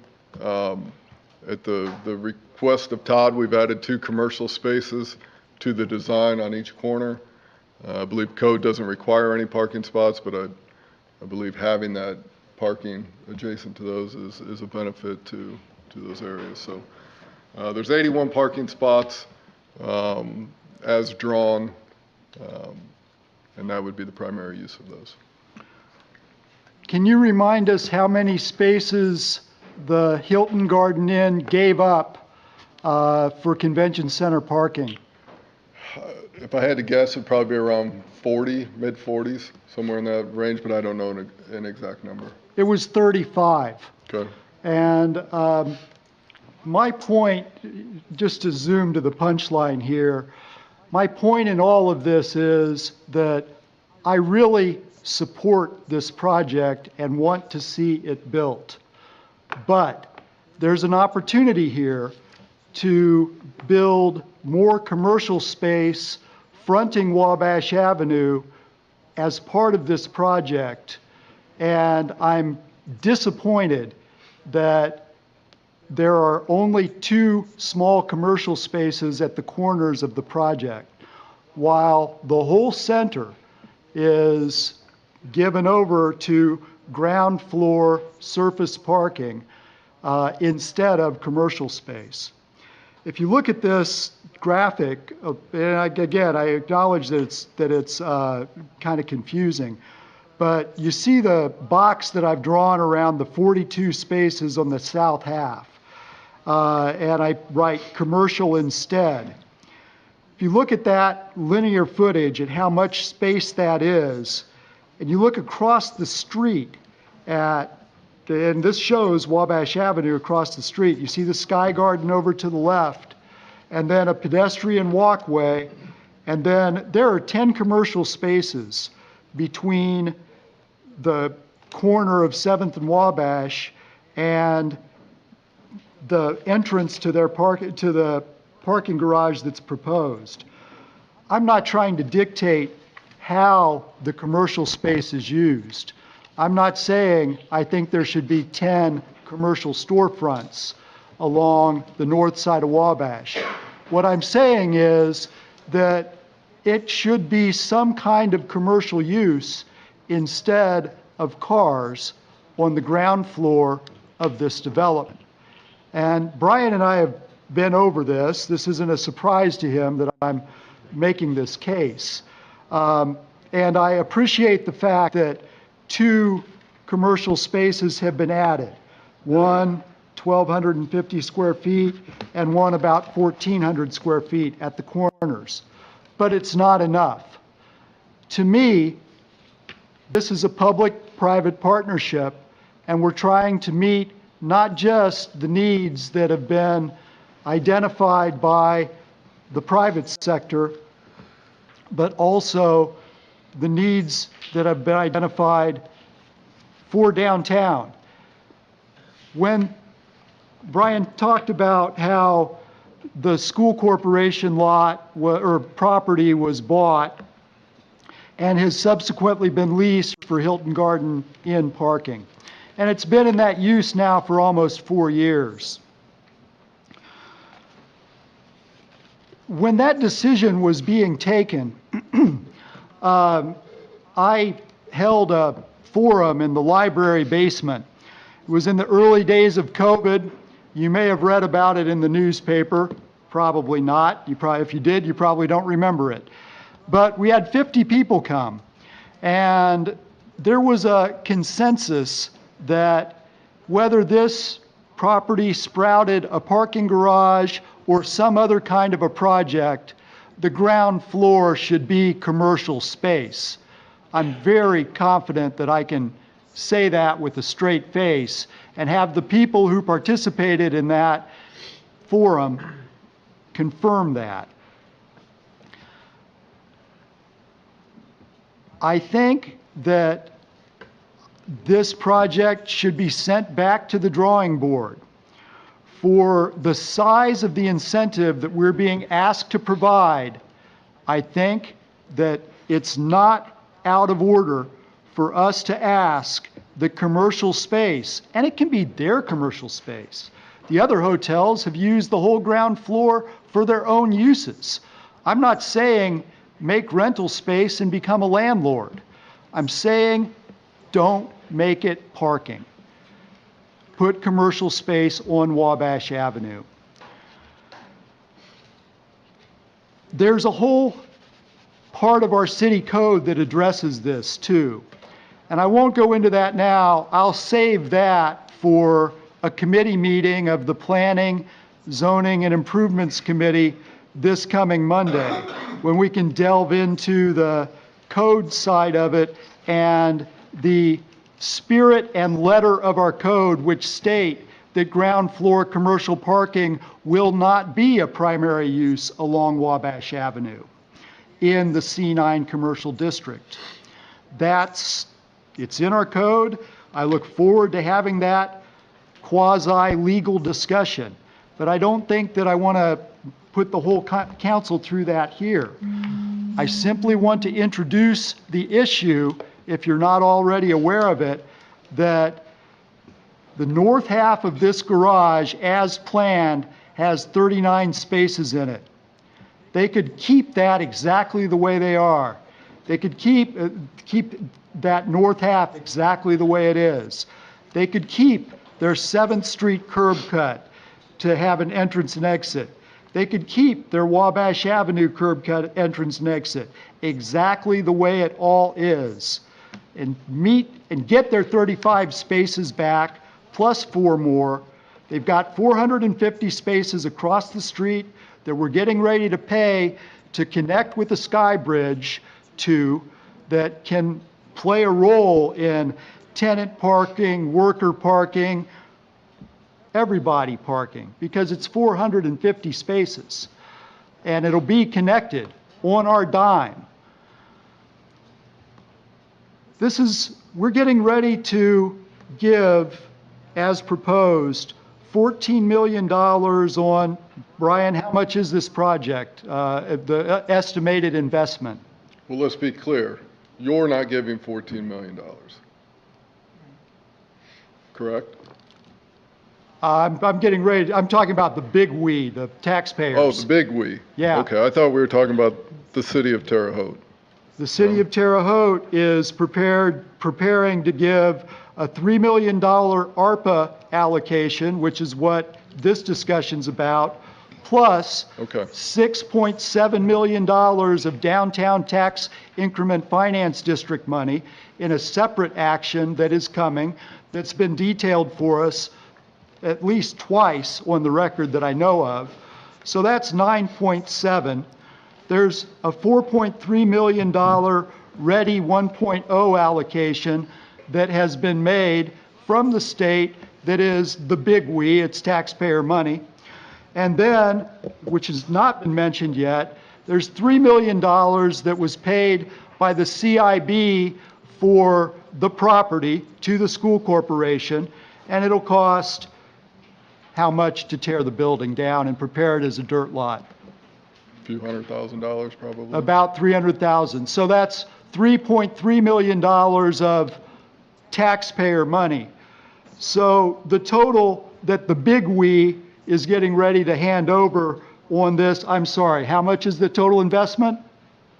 Public, private, combined? What's it going to cost to build this? Two hotels and a parking garage. $41.5 million. That's a lower number than I thought. From previous conversations, I thought it was $55 million. With the second phase, $69 million. Okay, so that's a higher number than I thought. I remember a $55 million number, which must be out of date. So the new number is $69 million. That wrecks my math. Well, I could help you out. That would make ready a 6% investment, and the TIF/ARPA 14%, with private investment being 80%. The TIF/ARPA. And then the piece that's left out is the $3.3 million in land from the CIB. That's not part of my equation. Right. So remind me again what your percentage of the TIF plus ARPA is? 14. 14%. In previous... And if I may add, the private investment on that, the private investment is $55 million. Okay, that's where I'm confused. I'm sorry. The private investment is $55 million. $55 million at the corner of 7th and Wabash. And Todd, to your point, if you are looking for a commercial development, then we're probably not the answer you're looking for. We are seeking to do a hotel development, period. That is what the group we formed does it very well, and that's what they're focused on. We've compromised by adding 2 retail spaces.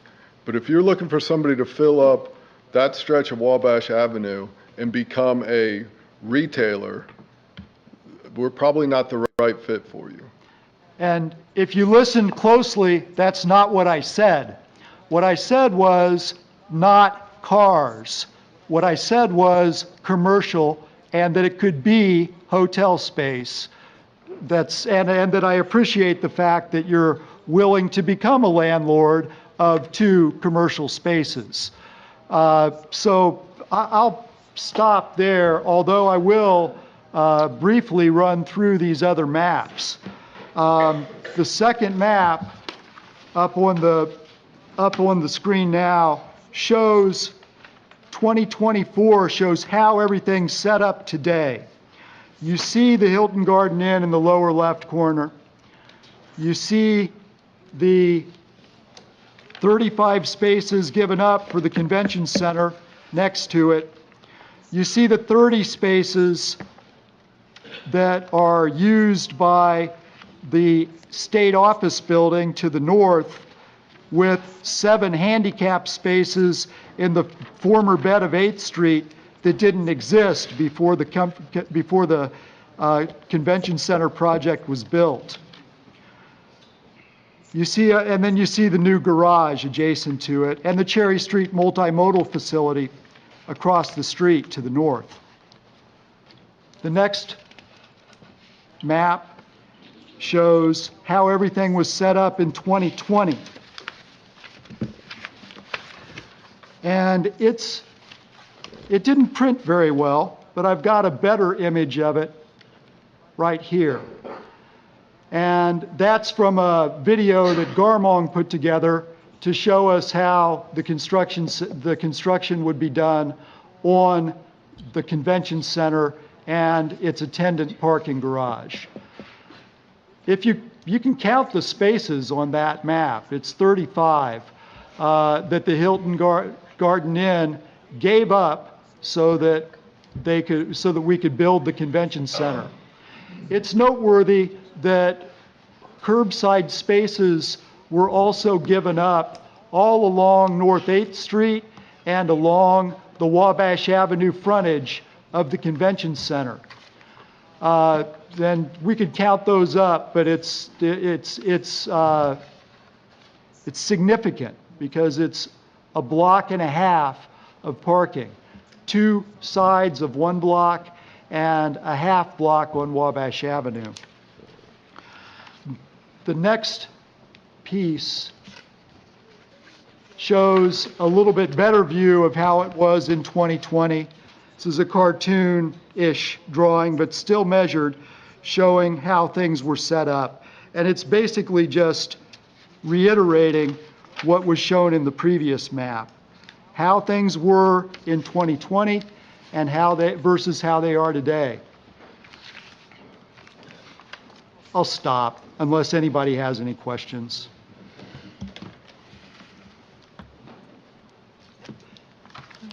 Woman Thompson. Thank you. In regards to the parking being on the first floor as opposed to raised parking, if you could explain a little bit the reasoning behind that. Sure. So the original plan was to build a 2 or 3 story parking garage with a hotel, with a 5-story hotel on top of it. That price came in about $25 million for the parking garage only, which really ended any hope of the project ever coming to fruition. That was far beyond anything publicly or privately anybody could stomach and make a project go. And in regards to the suggestion that the first floor, be hotel space, do hotels, in this type of setting, typically put hotel rooms on the first floor? Probably not. It would be more public space. But the reason for raising it, as I mentioned, is to accommodate that adjacent parking and allow us to use the parking garage across the street and enter into a lobby area, versus if the main lobby registration, all of those services are on ground level, and you bring a bridge into the second or third floor of the hotel, that becomes kind of awkward. Where do I check in? Where do I go for this? You're walking into areas of rooms, so it really helped us accomplish that. And the Sky Bridge, is that kind of something similar to what we've seen in Indianapolis? Yeah, With their exactly. convention center connecting to the hotel? And there would be 2 of those, from the parking garage across Wabash to the new hotel, and then from the new hotel across 7th Street to the Hilton Garden Inn, and then make your way to the convention center. So yeah, kind of a big city feel, right here downtown. And Yeah, go ahead. I understand the question was Indianapolis. I'm just going to read off some of the cities that have done public-private partnerships for hotels. Sullivan, Indiana, currently working on one. Kokomo, Muncie, Carmel, Plainfield, French Lick. And those are just some of the handful that we looked at today that were similar cost structures, whether it's 80-20. I've seen some as low as 70-30, where the public is doing 30%. So while this conversation might feel new to members of the community of Terre Haute, we've got to look at the facts. Of all the cities that are increasing in population, that have invested in their downtowns and main streets, and then we got to go home and look at ourselves and say, well, if we're not going to find a way to invest in our downtown and find a way to make public-private partnerships, gentlemen like this, women, other business leaders, they're not coming. They're not. We've got an east side that's growing with a casino, with an interstate, with commercial property that we're getting called about all the time. But at some point, when is government going to work with the private sector here to allow for more growth to happen? And those are just some of the cities that we're looking at. This isn't an Indianapolis level conversation. This is a class 2 and class 3 city conversation nowadays. And it's just something I'd like to bring up as we just look at the other communities that are now ahead of us when it comes to these conversations. Mayor, you need to add, I'm sorry. In regards to the Sky Bridge too, that's also a pedestrian safety type of issue as well. Absolutely. What is... And not to sure. interrupt, but Yeah. in talking with David Patterson, Tennille with the convention center, I just think being able to park, go to your hotel, make your way to a convention center, all within a temperature-controlled environment is really, it probably sets us apart from kind of this major cities with type of convention center that we've got. So I think it'll be a unique feature that'll help draw events. I say I've gone to a lot of conventions in Indianapolis, and that's been one of my favorite things. Has been that Sky Bridge. In regards to the retail space, so this is on the 600 block of Wabash Avenue where we're putting this. It would stretch from 7th and Wabash west to, almost to Center City apartments. In Center City Apartments, is that the 500 block of Wabash Avenue? No, that would be the Sorry, I'm really bad at 650. directions. 600, little Right, 600. Mid, 600, okay. yeah. What is at 500 Wabash? 500 Wabash would be the new development, the student housing development. Across the street from Saratoga. Exactly. And there is retail space. So in I'd that- like to get that plug in. And there is retail space available in that building? I don't know if there's any availability currently. George is. I believe there is. Yeah, but I know that corner, catty corner from the Saratoga, sat empty for many years. Right, that, I was recalling that as well. And I just did a quick search on Property Shark, and I'm showing there's still two spaces available for lease at 500 Wabash, 4,000 square feet roughly Okay. for retail space. So that was all I had. Thank you. Councilman Chalice? Really quick, we're talking about public-private partnership, and I think the mayor said a little bit about this earlier. Can you remind us, once this is all done, what the yearly tax revenue could be for the city of Terre Haute? Because I know we're making an investment, but it's not without getting some of that back. I will remind you the yearly tax benefit for the entire community, because some of these funds would go to the CIB, the CVB, the city, and the county. So property tax estimates from 2019 to now is about $740,000 for the Hilton Garden Inn. Okay. Right, not this project, but I figure that's a similar project that we could look at and compare. The innkeeper tax on a 100% night is $1,400. Our occupancy rate in the city of Terre Haute and Vigo County is 73%. So if you do your 1,400 times 365, multiply that by 73, that's one way you could gauge just your innkeeper tax percentage.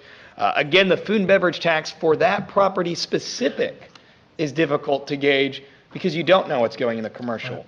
But if I'm saying you can bring 114 hotel rooms in phase one and about 80, 90 in phase two, across the street from shops like Federal, Scouts Pizzeria, Gumbo's, Chava's, down the street from Saratoga, down the street from Fifth Street Nutrition.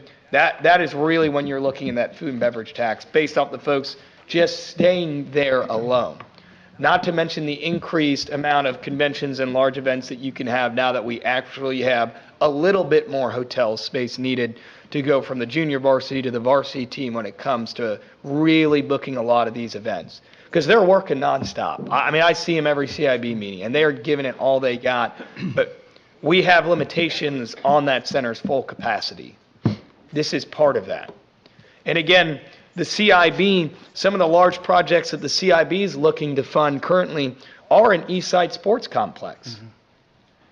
The CIP, the Capital Improvements Board model, which was adopted from larger cities like Indianapolis, is used for very large-scale transformational projects. That's why we had to go to the State House, if you recall, to get the food and beverage tax passed, because you have to appeal to the state legislator for that. So these are the many different community entities that would look at this project and say, hey, we're better off tomorrow than we were today by decisions like this. And I'm glad you said that. That's what I was alluding to. I remember 20 years ago, we had a little place called Terre Haute House sitting at the corner of 7th and Wabash, right? And we were having a hard time drawing people even to downtown. And we were having a very different conversation 20 years ago. The fact that we're willing to make this kind, you guys are willing to make this kind of investment is extremely encouraging to me. Because I really think it changes the complete outlook of downtown here in the next 3-4 years, and it will be a draw for other things, retail, whatever, to come downtown. I mean, like I said, 20 years ago, we weren't having this conversation, right? We were trying to figure out what we're going to do with the Terre Haute House, and as a former firefighter, what we were going to do if the thing burned down and if we were going to kill anybody. So I personally, thank you, Brian, and your crew for investing in Terre Haute and making the outlook of downtown much better. May I ask? Councilman Brian, I'd just like to ask just a couple of questions. The first phase is 114 rooms? 114 rooms, it'll be a Courtyard by Marriott. Okay, and you had mentioned that normally it's one space per room. Correct. This only has 42, so you're talking, am I correct in that? No, there's 81. Yeah, but 39 of them are supposed to serve the Hilton, correct? Oh, no, I'm sorry. Okay, Let me I'm back up. confused, that's where I'm confused. Our plan is for visitors to the two new hotels would utilize the Sky Garden parking garage. And the 42 and 39 are for Hilton Garden Inn? Correct. So if Hilton Garden Inn has 52 right now, we need Gotcha. 109, that's 57. Okay, well, I was a little confused here Yeah. because I didn't realize the 42 also would, because on this, it just says Hilton Garden Inn on the 39.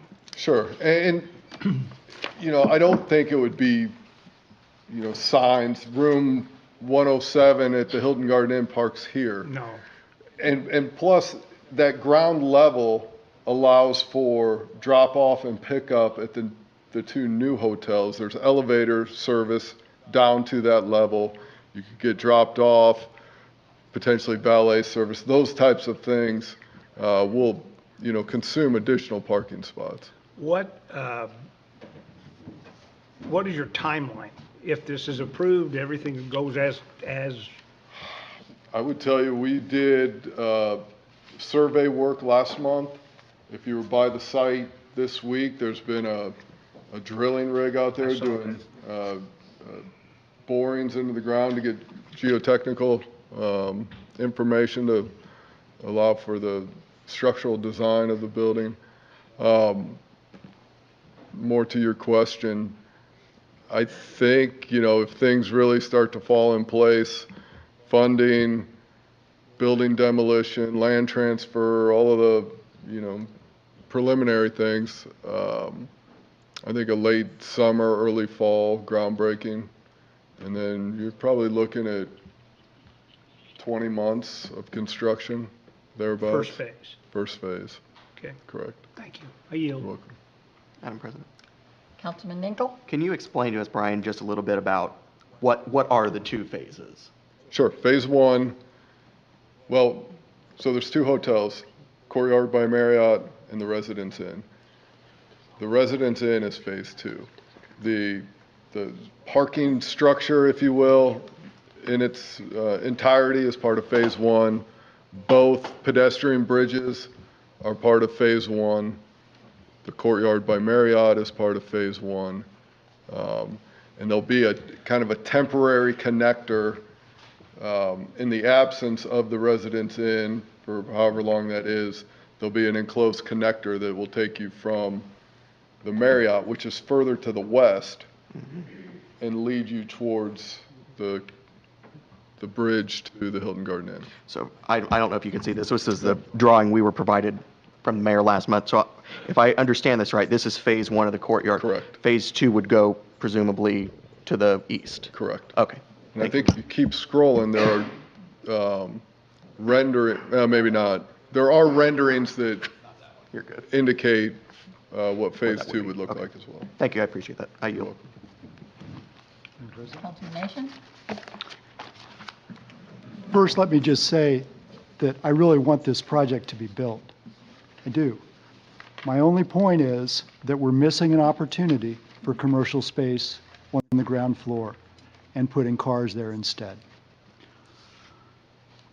Mayor, to your list of cities that have done public-private partnerships for downtown hotels, you need to add Terre Haute.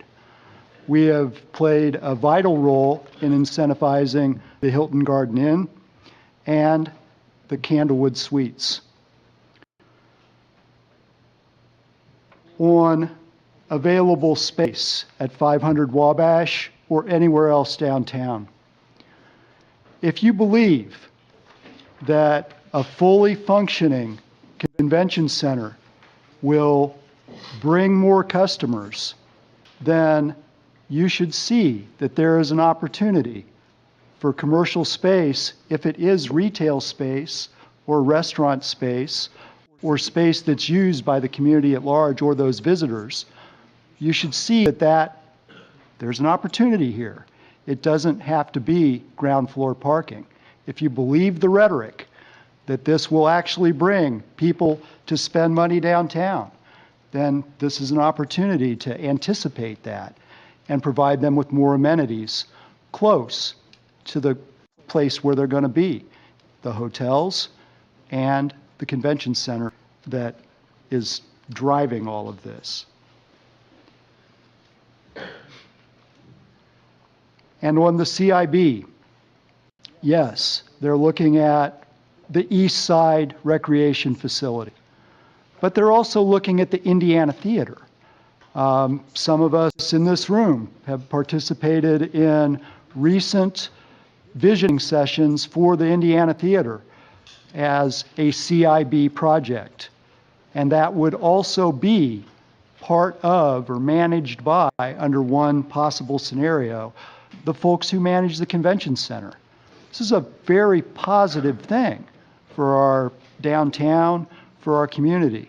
I'm glad we're trying to figure this kind of stuff out. To me, the only disappointment in all of this is that, like the first garage, the Sky Garden, now is what we call it, we missed the opportunity to put a storefront there and came back years later and put a plaza there in what had, up until that point, been a blank space. With the Cherry Street multimodal facility, we were able to incorporate a bus station and offices for the Terre Haute City Bus and a public restroom even. But we had to really work to get that done. It wasn't part of the original plan. And part of the conversation then was, why aren't we building commercial space in the ground floor of that structure? Arguably, we did. We built offices and a bus station. We're making progress with this project because it does now include 2 retail spaces. But in the linear footage that has 10 shops across the street, that same linear footage in this project is going to have car bumpers behind screens. I'll yield. Any additional council discussion? Councilman Azar? Evidently, the project won't go if it's not this particular design? Is that what you're saying? If the council would say, hey, we'd like to see commercial space down here, project's off the table? Yeah, I think the short answer is yes. And I'll tell you why. As I mentioned earlier, we are proposing a hotel development. And while we did accommodate a couple commercial spaces, to do what Councilman Nation is asking for really sacrifices the need of the project, or the core of the project for us, which is to provide convenient parking to the adjacent hotel and necessary flow and access to the new hotels.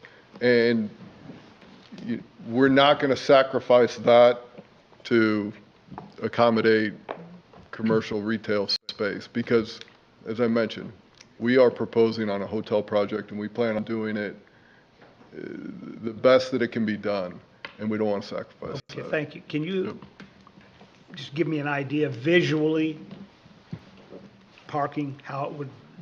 You won't see it. Okay. It's screened.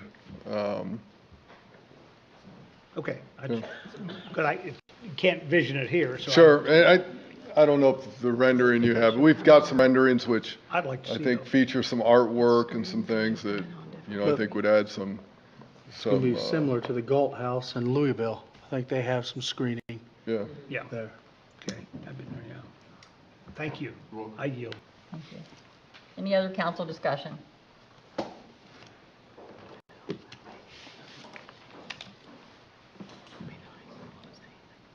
So at this time, I suppose we have to entertain A motion to take action?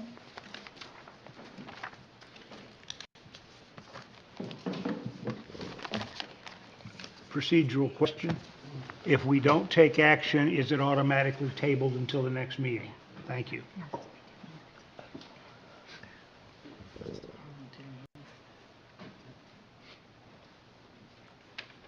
Okay, I'll ask again. Do we have a motion to take action? One more time. Is a motion to table this in order? I don't think you have, I don't think you have to make a motion to I table. got you, so it will. It'll automatically. So It won't die. do I have a motion to take action on appropriation number 6, 2024?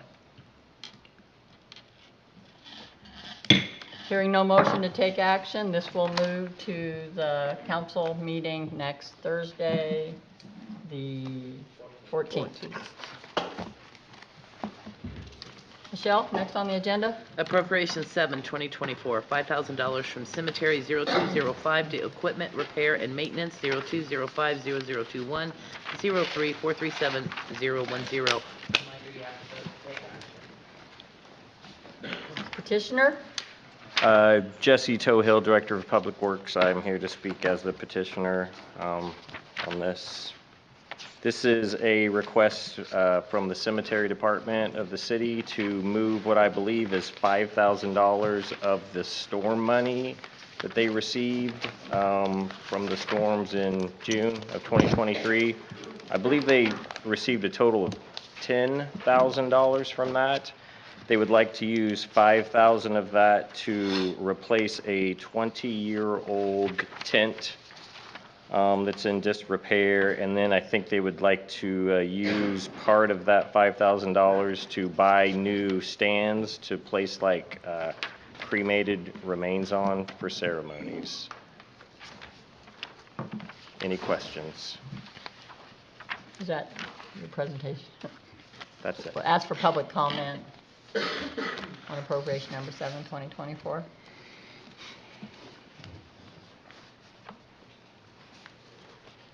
Hearing no public comment, I'll close public comments and open council discussion.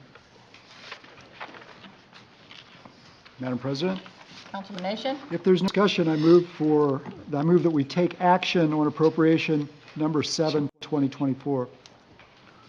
Second. Go ahead. We have a motion to take action on appropriation number 7, 2024, made by Councilperson Nation, seconded by Councilwoman Loudermilk. All those in favor of taking action on appropriation number 7, 2024, say aye. Aye. Opposed? We can now move to take action.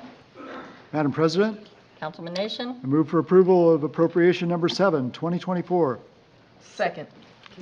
We have a motion on the floor made by Councilman Nation to approve appropriation number 7, 2024, seconded by Councilwoman Hinton. All those in favor? Aye. Any opposed? Appropriation number 7, 2024 is approved.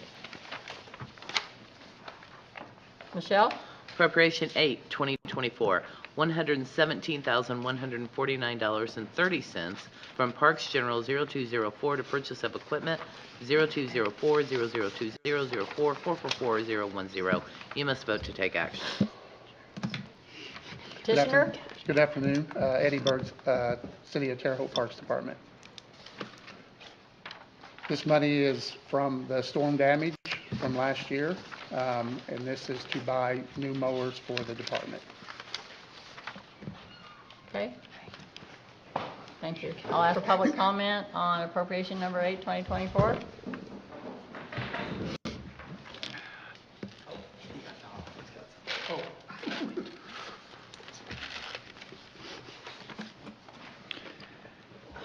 If I heard him right, was it $200,000 or was it more than that? 117. $117,149.30. $117,000. And for $117,000, if it was me, I'm gonna go out and buy 2 lawnmowers. I'd like him to explain how wonderful these lawnmowers are at that price. Thank you. I think we need to make it a model. I don't know. We're talking about zero-turn mowers that we use from probably about the end of June till the 1st of December. So these are zero-turn, top of the line. I mean, they're. Does that answer your question, Mr. Hyde? Yes. Thank you. Any other public comments? Closed public comment and open council discussion. Madam President, I just have a question. Councilwoman Loudermilk? Eddie, did you clarify, was this was, you got some money back from the storm last Yes, from year the or state two, of right? Indiana, yes.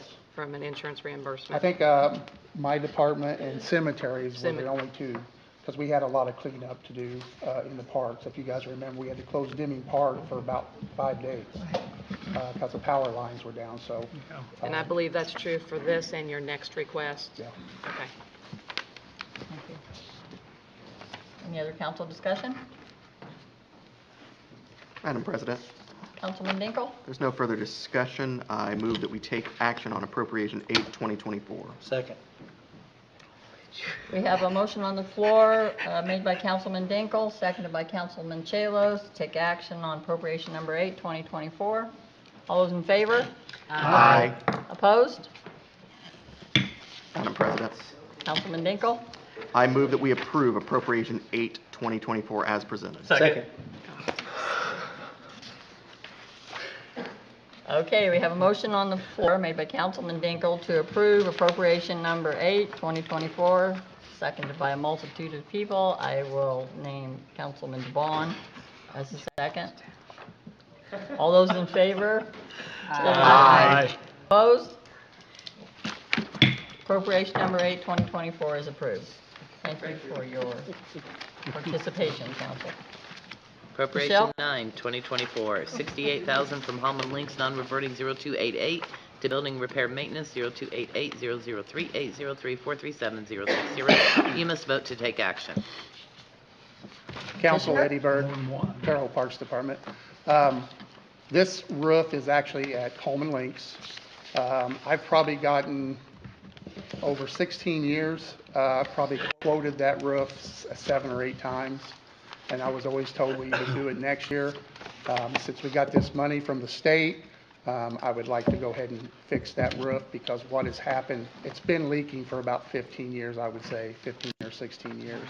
And it's gotten worse, and it's leaking on the equipment that is stored at Home and Links and also the chemicals that they use at Home and Links.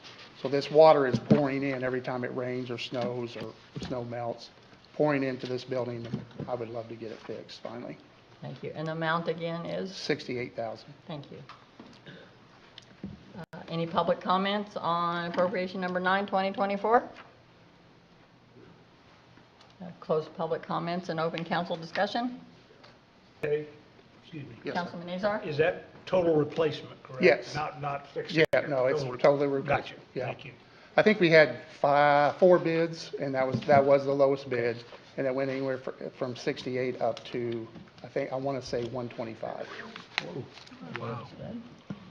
Big difference. Thank you. I have a question. Councilwoman Hinton? What was the range, what was the difference between the low and the high in terms of materials? Marcus, you kind of helped me with that a little bit. Yeah, it's been a while, because, like I said, we had several quotes on that roof over the years. We went with the low bid, and the company that gave us that bid has done some other work for us on roofs, metal roofs, from the storm damage that we had. They did a Larison Pavilion. They put a new roof on the train barn and a couple of the shelters in Deming Park as well. Okay, thank you. You're welcome. Any other discussion? Madam President, Councilwoman Loudermilk? if there's no other discussion, I'll make a motion that we take action on appropriation 9, 2024. Second. We have a motion on the floor made by Councilwoman Loudermilk, seconded by Councilwoman Hinton, to take action on appropriation number 9, 2024. All those in favor? Aye. Any opposed? We can now take action on appropriation number 9, 2024. Go Sycamores. Madam President, Councilwoman Loudermilk. I'd like to make a motion that we approve appropriation 9, 2024 as presented. Second. We have a motion on the floor made by Councilwoman Loudermilk, seconded by Councilwoman Hinton to approve appropriation number 9, 2024. All those in favor? Aye. Any opposed? Appropriation number 9, 2024 is approved. Thank you again. Okay. And go Sycamores.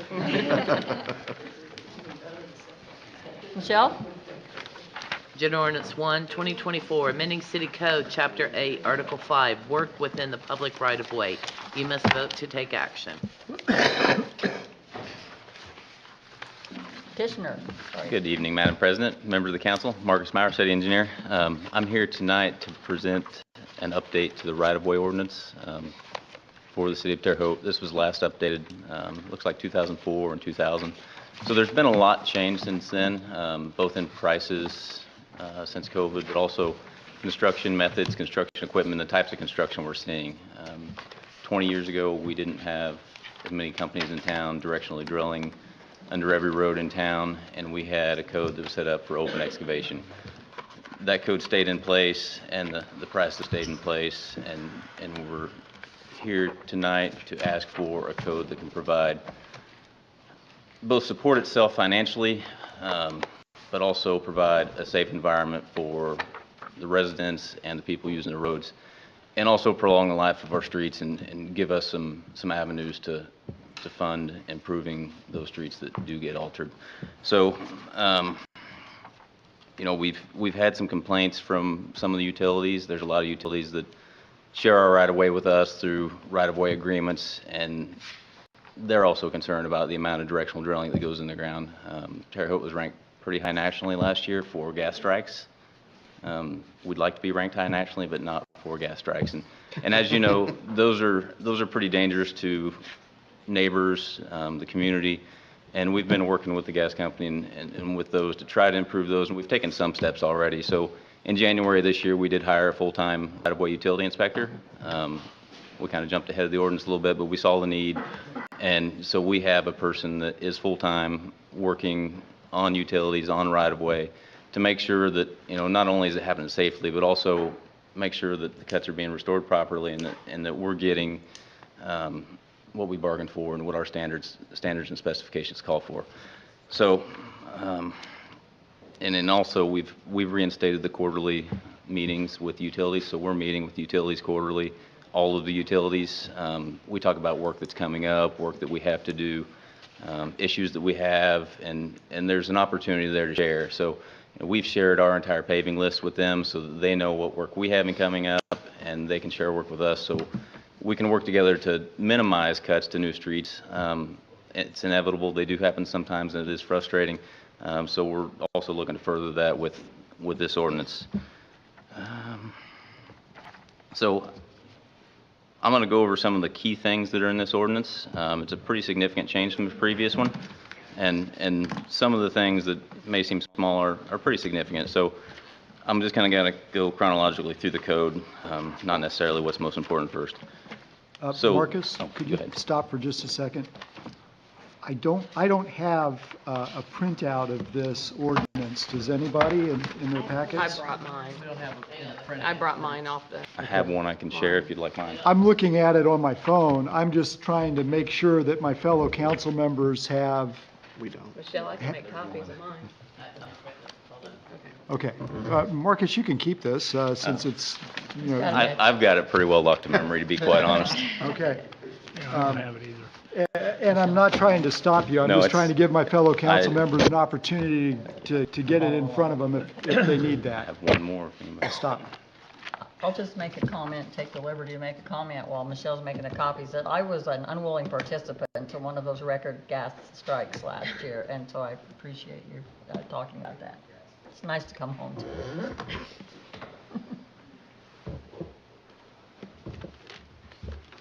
Well, while we have a minute to speak, Madam President, I just brought something up to our engineer that I'm a little concerned about, because I am hearing that we have a utility coming through on our newly paved Lafayette Avenue. So he is going to check into that for me. We and will see look into how it. they're going to do that. I guess I appreciate the ammunition there, because we work really hard to keep streets nice. Lafayette Avenue, while it may have been in construction for just a couple years, that project actually started all the way back in 2005. So these federally funded projects can take, 10 years or upwards to develop all the way, and there's nothing more frustrating than seeing a new street cut. And if I may, Councilman Nation? to that end, congratulations and thank you for reinstating the meetings, the regular meetings with the utilities. That kind of basic communication is the kind of stuff that we assume is happening. And when it goes away, we start hearing about it in the form of people griping to us about, in my case, 7th Street being cut repeatedly right after it got paved, 6th Street being cut repeatedly right after it got paved. There are lots of examples. I think that at the district level, all of us have those examples. So thanks for trying to reinstate communication and put that back in place. That's great. And I will note, we have a lot of great utilities in town and a lot of great contacts of those, and we do stay in pretty good communication. There are times, however, that, something happens and new roads do have to get cut. And I guess when we get some copies made, we'll get into how we plan to accommodate those.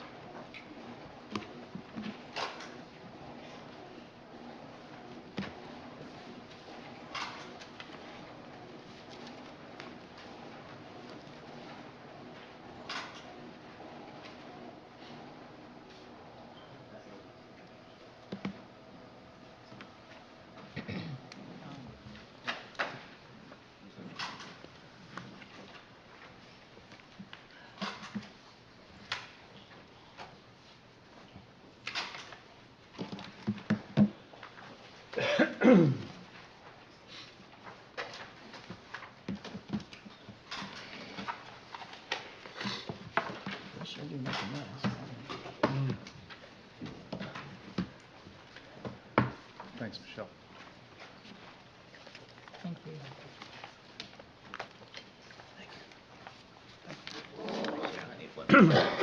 Here's one more. Did you get Tammy? Okay, Marcus? All I think we're right, ready. we good?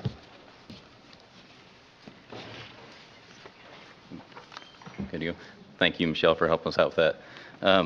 So I guess we'll kind of start through chronologically from the start. One of the first significant changes is that, so with the existing code, we require a $25,000 bond for anyone who cuts the pavement, which works really well in 90% of the cases, but we did introduce a clause that would allow additional bonding. So that bond is something that we can go after in the event that, say, a contractor does more damage and they don't fix it. So we want to have protection of the city's assets to be able to replace those and have a way to do that. The next one would be, this one seems really minor, the permits would expire after 1 year. We don't really have a permit expiration date. It is really hard to track permits. And this will give us the opportunity to have a renewal fee on that, and it can push us to keep permits open less time and to push contractors to get them closed and get the inspections that we're going to require in this phase. The next one would be major thoroughfares, road closures or long closures on smaller roads would require the submittal of a traffic control plan. Again, that helps with not only routing traffic safely, but make sure that there aren't people on minor streets that are just stuck for long periods of time and no way to get back. And then we're going to get to the updated fees. So you'll find somewhere in your packet, I think somewhere here, but I left everybody a packet that has a spreadsheet on top.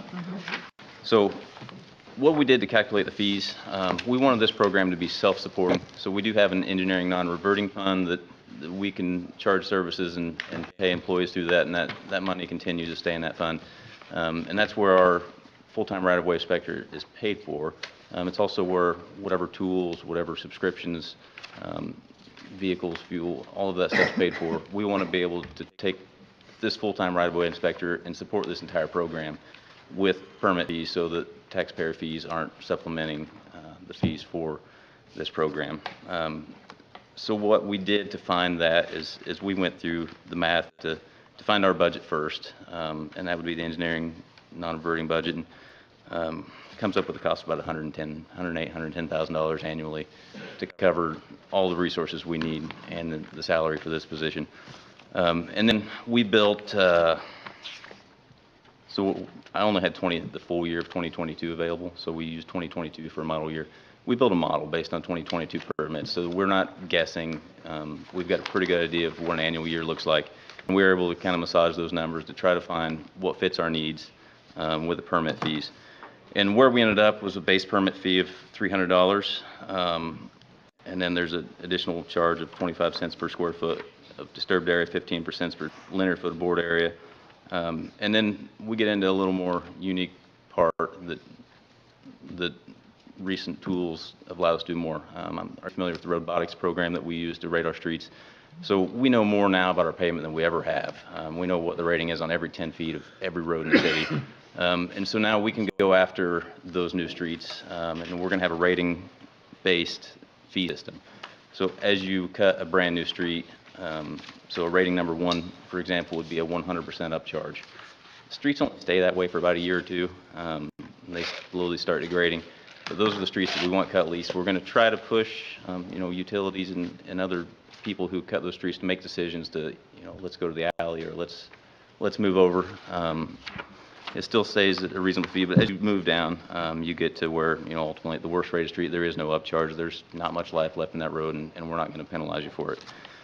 We have up the road closure fee by $5, but we did change the road closure. So historically, our road closure has just been, if the road's closed, it's closed. If it's not, it's not. We didn't charge for lane closures. We didn't charge for that. Those are things that do cause us to spend more time out there, cause us to spend time with traffic control, and that's something that we had changed with this one to make that. So with the calculated fee, $225 from each permit sold would go to non-reverting to fund the program, and the remaining would go to MVH non-reverting. So MVH non-reverting can only be used for pavement or pavement maintenance, so that puts some of these funds back into paving fees. Any time that you cut a road, it does shorten the life. I talked to Councilwoman Loudermilk before in the meeting, and we were talking about Lafayette that she'd mentioned. She said, how are we ever going to get this road back? Because once you cut it, it's never the same. That's why we don't like getting new roads cut. So we're going to build a mechanism to help improve the roads with this program for where the losses are made. And it's not meant to replace existing paving dollars. I know the mayor is committed to improving roads. It's just another tool we're going to add to our toolbox. Another big one would be that locate would be required to be done before work begins. I know this is a state law, but now we would have that tool to be able to go out with our right-of-way inspector and shut that work down if it's not being done when locates haven't been painted yet. We are going to limit the work hours to 8 a.m. to 6 p.m. outside of emergencies or work that, we may say this might be safer to do at night because of traffic.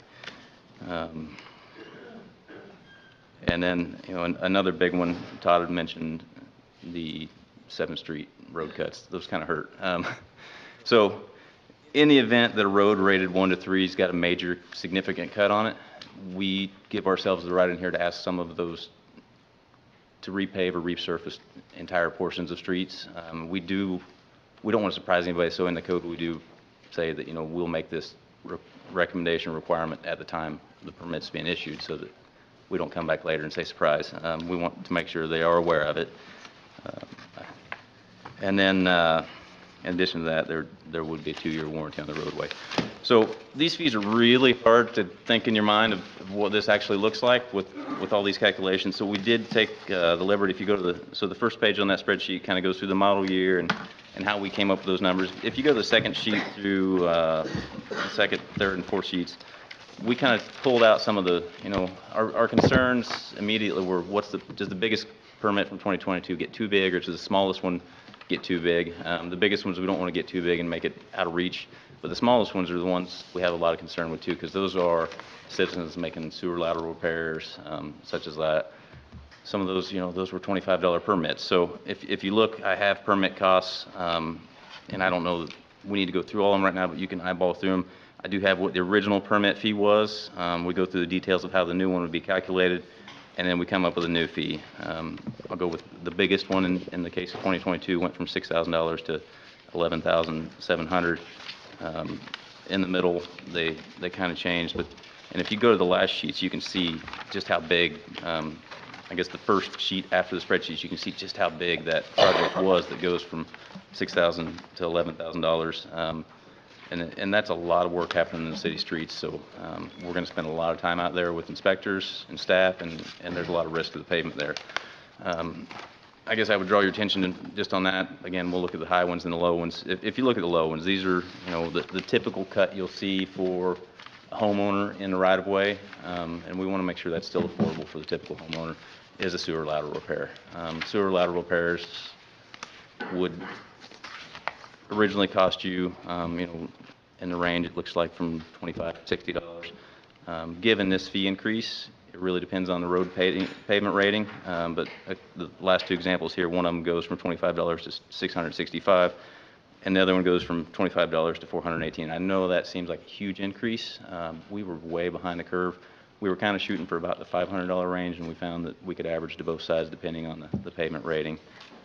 We did look, I looked really hard for some comparable communities to have right-of-way fees, and some of those are kind of difficult to find. I did manage to find Vigo County's right-of-way ordinance.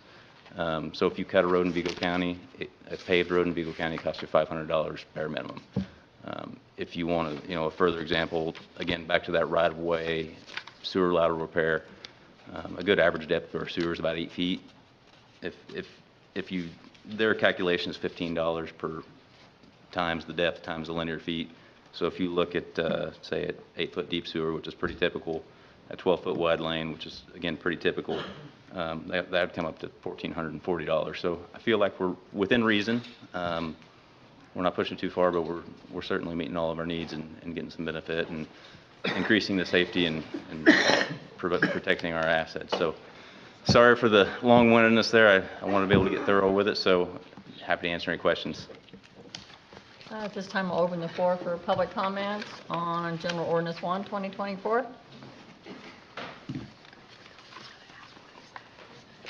I've attended enough city council meetings. I think I know what he's talking about. About 2 years ago, or a year and a half ago, you approved 8 different utility companies in the city of Terre Haute to replace all their wiring, and they all were going to do it by taking it underground. Now, I'm assuming a lot of this plumbing and piping he's talking about involves them. I don't know. But I was hoping if he was in the knowledge of all this, he could possibly tell us how far along we've come. Because they said themselves that they wouldn't be done, all 8 of them said they wouldn't be done until 2025. And I'm hoping that they're on schedule to be done by then. Maybe they're ahead of schedule. Would he know? Thank you. Marcus? I guess I would have to have a little more details on what specifically that was. A lot of the work we're seeing happening right now is telecommunications. There's a lot of federal dollars out there right now to provide high-speed internet. That's not what I'm talking about. But They are doing it. I see them doing it. And the poles you're talking about them digging, that's them doing what they said they were doing. They're replacing all the lines that are they tell me are 40 to 60 and some older than that under the city. And they got to replace all them to keep all the utilities working. Of course, I don't thought there were 4 utilities in Terre Haute. Apparently there are 8 of them now. They're all out there doing, each one doing their own work. And I was wondering how close to being done are they? I'm not fully aware of that, but our major utility workers comes down to water company, gas company, and telecommunications. And we see a lot of directional drilling. You're just going to see orange pipes going in the ground. That's generally telecommunications. Thank you. Well, they were. Any other public comments? I saw them do that myself. They go block by This block. time I'll close public comments and open for council discussion, please. Any council discussion?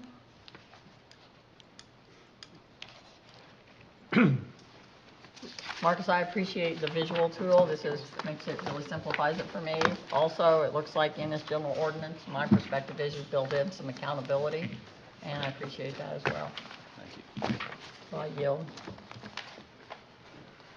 Madam President, Councilman Dinkle? there's no further discussion. I move that we take action on General Ordinance 1, 2024. Second. So I have a motion on the floor to take action on General Ordinance 1, 2024, made by Councilman Dinkle, seconded by Councilperson Nation. All those in favor? Aye. Any opposed? You now take action on General Ordinance 1, 2024. Madam President, Councilman Dinkle? I move that we approve General Ordinance 1, 2024 as presented. Second. We have a motion on the floor to approve General Ordinance 1, 2024, as presented by Councilman Dinkle, seconded by Councilman Shalos. All those in favor? Aye. Any opposed? General Ordinance 1, 2024 is approved. Marcus, thank you for your work on this. Thank you. Appreciate you, brother. Michelle? She's over there ready to roll. Special Ordinance 2, 2024, rezoning of property located at 1462 Lafayette Avenue. Area Planning gave a favorable with conditions recommendation. You must vote to take action. Thank you. Petitioner? Thank you, Welcome back Madam. to the podium. Thank you, Madam President. Fellow members of the council, my name is Richard Shagley, I'm law firm Wright Shagley Lowry. And tonight I'm here on behalf of MSG LLC. They're the owners of the property at 1462 Lafayette Avenue. This property is currently zoned C2. They're asking it to be zoned C6 for the use of a used car lot. This, given a favorable report from the staff of the Area Plan Commission with some conditions on variances. Those variances were heard on Wednesday, and all but one were approved. The last one was for hard surface parking. I've been, since that time, been able to speak with Marcus Maurer, and we believe we are able to come up with a resolution to kind of hopefully make everybody happy.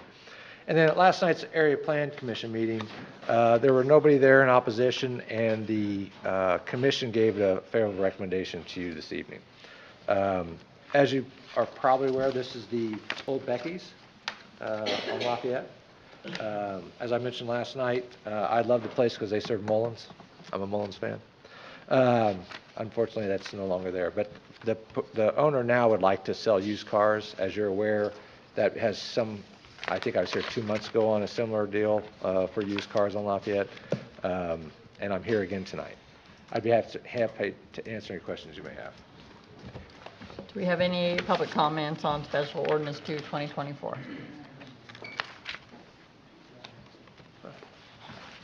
Close public comments and open council discussion. Any council discussion? Madam President, Councilman Nation? I move for approval of Special Ordinance Number 2, Take action. 2024. Oh, I'm sorry. I move that we vote to take action on Special Ordinance Number 2, 2024. Second.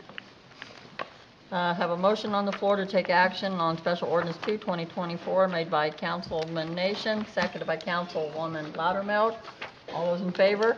Aye. Any opposed? You now take action on Special Ordinance 2, 2024. Madam President, Councilman Nation? I move for approval of Special Ordinance Number 2, 2024. Second.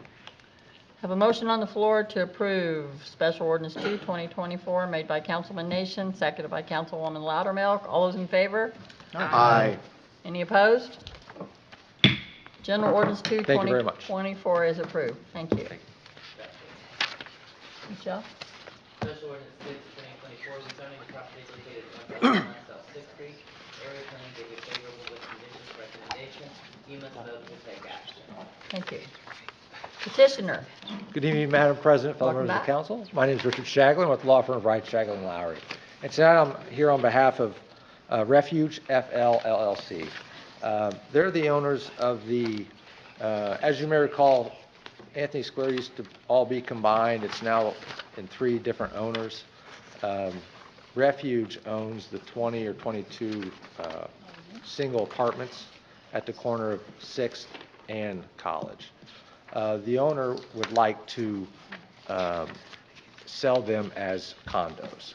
As a result, we're here asking this property at 1001 6th Street be rezoned from, it's currently a C1 plan development to a R3 general residence district.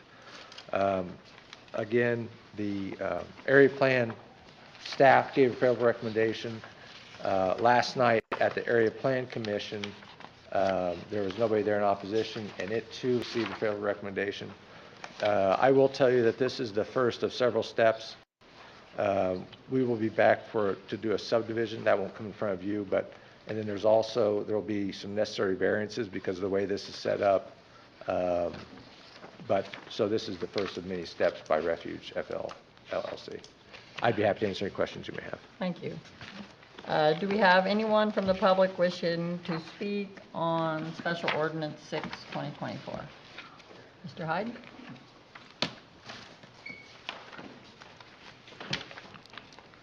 I really wanted to go home soon. Yes, I'd like to know, he say that he's going to, he wants to break the 3 places up and turn them into some sort of homes that I've never heard of. Could you be more detailed on what he's talking about doing with them? Because if you've got one building and you've made 3 apartments in it, and then you're going to sell each apartment separately, I think there's going to be some problems there legally. Could you give me more detail? Yeah, I do. I apologize, Mr. Hyde. I was not clear. There's currently 22 apartments, and most of them are connected in different buildings. Because there's more than 2 connected buildings, that's why we're here for an R3. These will be sold as they currently are, with probably some interior upgrades for individual sale. Currently, they're being rented. They will be for sale. I apologize, Mr. Hyde, for not clarifying that. Thank you. Any additional public comments? I'll close public comments and open council discussion. Madam President? Councilman Nation? This is in my district. I was asked by Richard to sign it. I did. I've had a number of questions from my constituents about it, and the consensus is that this is good for Farrington's Grove. We are being asked to move property out of a commercial designation into a residential designation. This is the old St. Anthony Hospital site that sprouted 3 different kinds of housing, and this is the easternmost portion of that that's been, as Richard said, split off. And it's been apartments. They were like a rent-controlled apartment situation for a long time. They've been market rate for just the last year or 2, and now the owner has decided to condo them. Moving these apartments from rentals into ownership situations is the consensus in Farrington's Grove, is that this is good for the neighborhood, as is the downgrading from commercial to residential. Incidentally, if you look at the map that's been provided on Beacon, or from Beacon, the site map, this is the eastern part of the former St. Anthony Hospital site. That former hospital site was understandably zoned commercial. What's not understandable and immediately apparent is that all around that hospital site, not all around it, but across the street to the east, across the street to the north, even across the alley to the east, is all still zoned commercial, even though much of it is in residential use and has been historically. It would be even better for the neighborhood to see those properties that aren't commercial moved into residential zoning classifications, but of course that's up to the owners and beyond the scope of what we're being asked to do tonight. On that note, if there's no further discussion, I move that we take action on Special Ordinance number 6, 2024. Second. Okay, a motion on the floor to take action on Special Ordinance 6, 2024, made by Councilman Nation, seconded by Councilman DeVaughn. All those in favor? Aye. Any opposed? We can now take action on Special Ordinance 6, 2024. Madam President, Councilman Nation? I move for approval of Special Ordinance number 6, 2024. Second. We have a motion on the floor to approve Special Ordinance 6, 2024, made by Councilman Nation, seconded by Councilperson Dinkle. All those in favor? Aye. Any opposed? Special Ordinance 6, 2024 is approved. Thank you very much. Michelle? Special Ordinance 8, 2024, rezoning of property located at 2730 North 13th Street. Area Planning gave a favorable with condition recommendation. You must vote to take action. Petitioner? Hello, Council. Hello. Eddie Felling with Linden Felling Law Firm. Made a fatal error this evening, and some of you won't get this, but I forgot to eat pizza before I came to the council We get meeting. it. So I'm going to be really quick, I promise. Appreciate it. I'm here representing tonight Darby Schimmel and her mother, Vicki Ward, two great ladies. They're wanting to start a gluten-free bakery up in North 13th Street. It's called The Bakery, and since David left, I'm hoping he'll watch the video. The food is exceptional, it's healthy, and it's affordable. I want to make sure that gets into the newspaper. I promised them a plug this evening. It's a really tiny house up on North 13th Street. It's only 400 square feet. We passed area planning. We got all of our variances through BZA. All of those were unanimous. There was no one from the neighborhood that had any concerns whatsoever. We're really looking forward to it. Assuming this gets passed this evening, they're going to be up and operational as early as the end of this month. And again, this is our last step. So they are here to answer any questions. They are very excited. This is a big risk for them, and a very another benefit for the north side. So we'd ask that you pass it this evening. And the address again for Mr. Hyde? Oh, sorry, Mr. Hyde, it's 2730 North 13th. So not the busy part of North 13th, it's a little further north there. Thank you. Thank you. Anyone from the public wish to comment on Special Ordinance 8, 2024? Just representing Terra Foods again, that sounds amazing, and hopefully you could sell through us. So maybe we should talk later.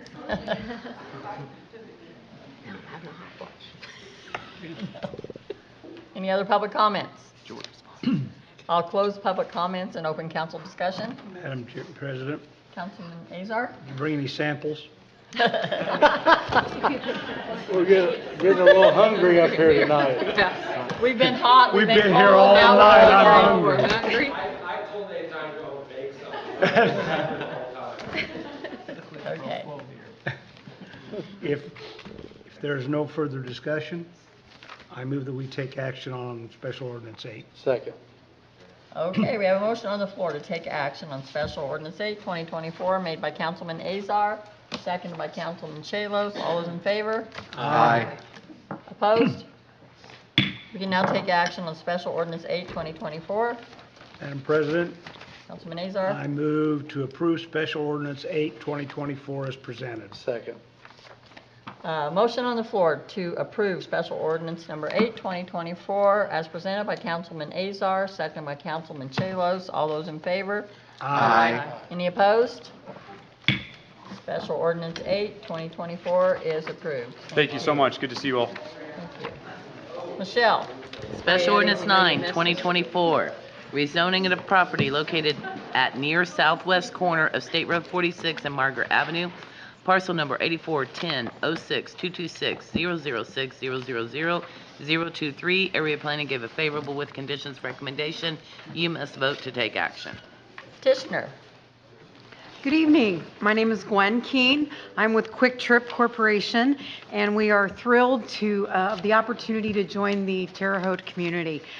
We are looking for a rezone this evening. We are in the process of purchasing basically 3.5 parcels. We're going to make them all in one lot. 3 of the parcels are already zoned C6, and the other parcel is zoned C3, so we need to get that other parcel in compliance with the others so then we can plot it together.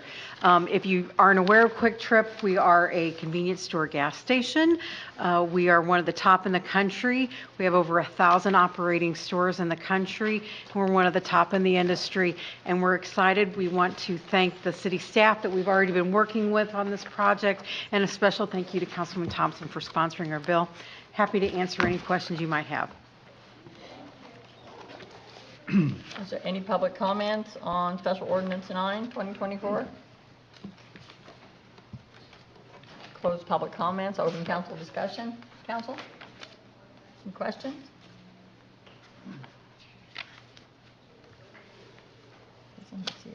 Councilwoman, with there being no discussion, I would move to take action on Special Ordinance 9. Second. Okay, we have a motion to take action on Special Ordinance 9, 2024, made by Councilwoman Thompson, seconded by Councilwoman Loudermilk. All those in favor of taking action? Aye. Any opposed? We can now take action on Special Ordinance 9, 2024. Madam President, I would move that we approve Special Ordinance 9. Second. We have a motion on the floor to approve Special Ordinance 9, 2024, made by Councilwoman Thompson, seconded by Councilwoman Loudermilk. All those in favor? Aye. Opposed? Special Ordinance 9, 2024 is approved. Michelle? Resolution 5, 2024, adding an expense line for Director of the Department of Redevelopment. You do not need to vote to take action.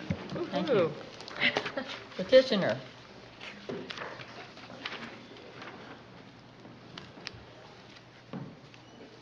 Good evening, Madam President, members of the council. Michael Wright, Terre Haute City Attorney. Resolution 5, 2024 has to do with the onboarding of Jordan Loudermilk as the full-time director for the Department of Redevelopment. Currently, the budgets that redevelopment operates under has no line item for a director's salary because of the prior contractual arrangement with the other entities that employed Mr. Witt in his economic development capacity. So that money that was budgeted for that is still there and capable of paying the salary that Mr. Marvel is expected to be paid. And this is just to give the controller the budgetary line item they need to input a director's salary. If you have any questions, I'm happy to answer them. Thank you. Any questions from the public on resolution number 5, 2024? Hearing none, I will close public comment and open council discussion. Madam President, Councilwoman Loudermilk? if there's no further discussion from the council, I'd like to make a motion we approve Resolution 5, 2024 as presented. Second. We have a motion on the floor made by Councilwoman Loudermilk, seconded by Councilman Chalos to approve resolution number 5, 2024. All those in favor? Aye. Any opposed? Resolution number 5, 2024 is approved. Thank you. Resolution 7, 2024, transfer of $28,267 in the Redevelopment Central Business District TIF number 1, number 04710053 budget. Petitioner?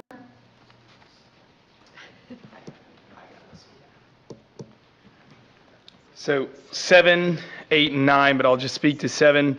This is pulling the salaries from 3 different TIF districts that have been budgeted for the salary in the director's line item. So including benefits, that comes out to $84,801. This appropriation is just from Central Business TIF number 1. And then you'll see this repeatedly 2 other times to split this out to meet federal and state requirements. Any public comment on resolution 7, 2024?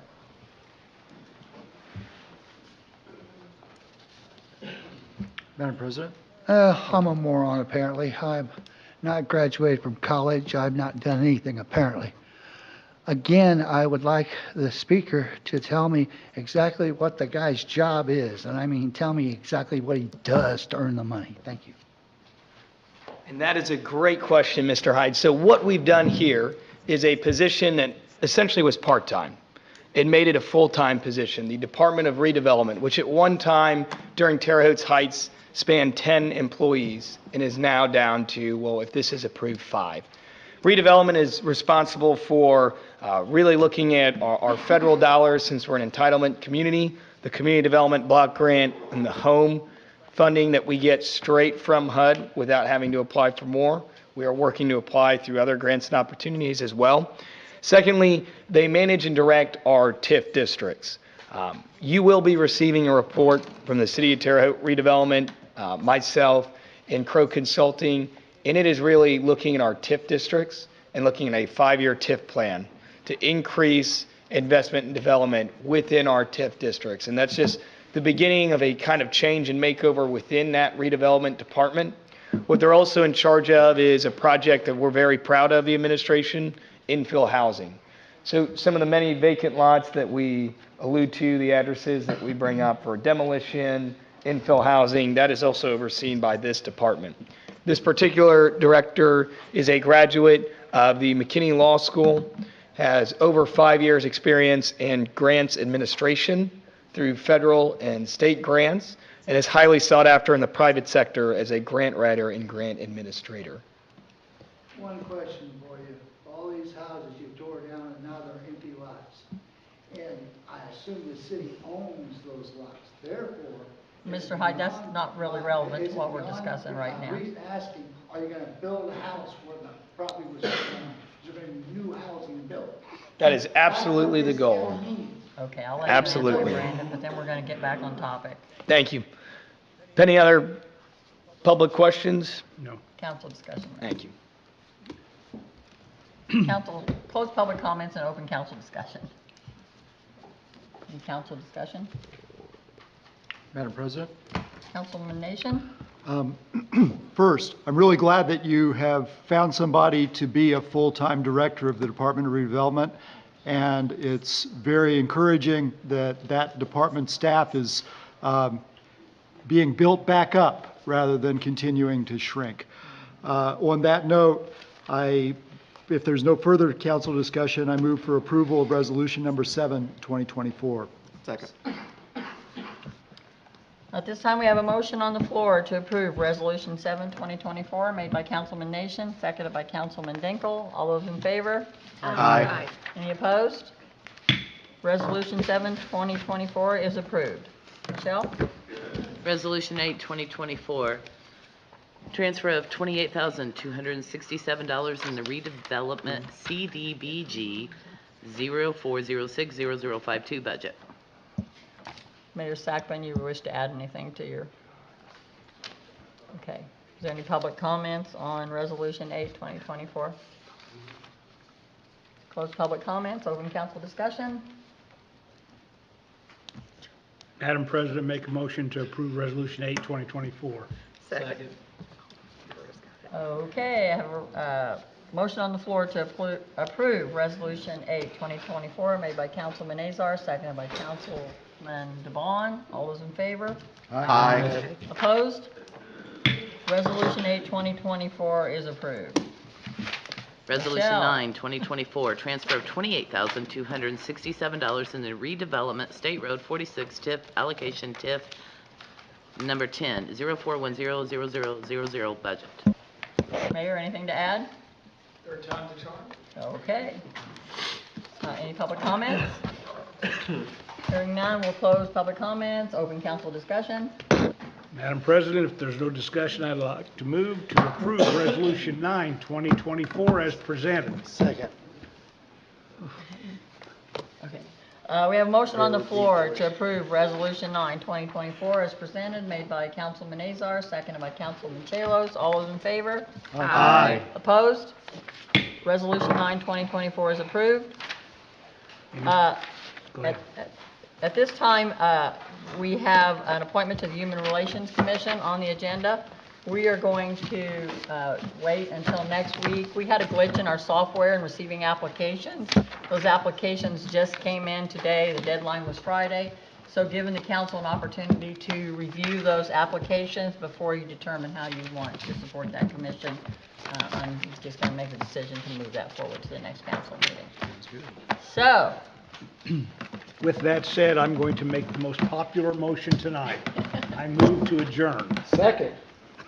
We have a motion. Everyone. We have a motion to adjourn made by Councilman Azar, seconded by the entirety of the council.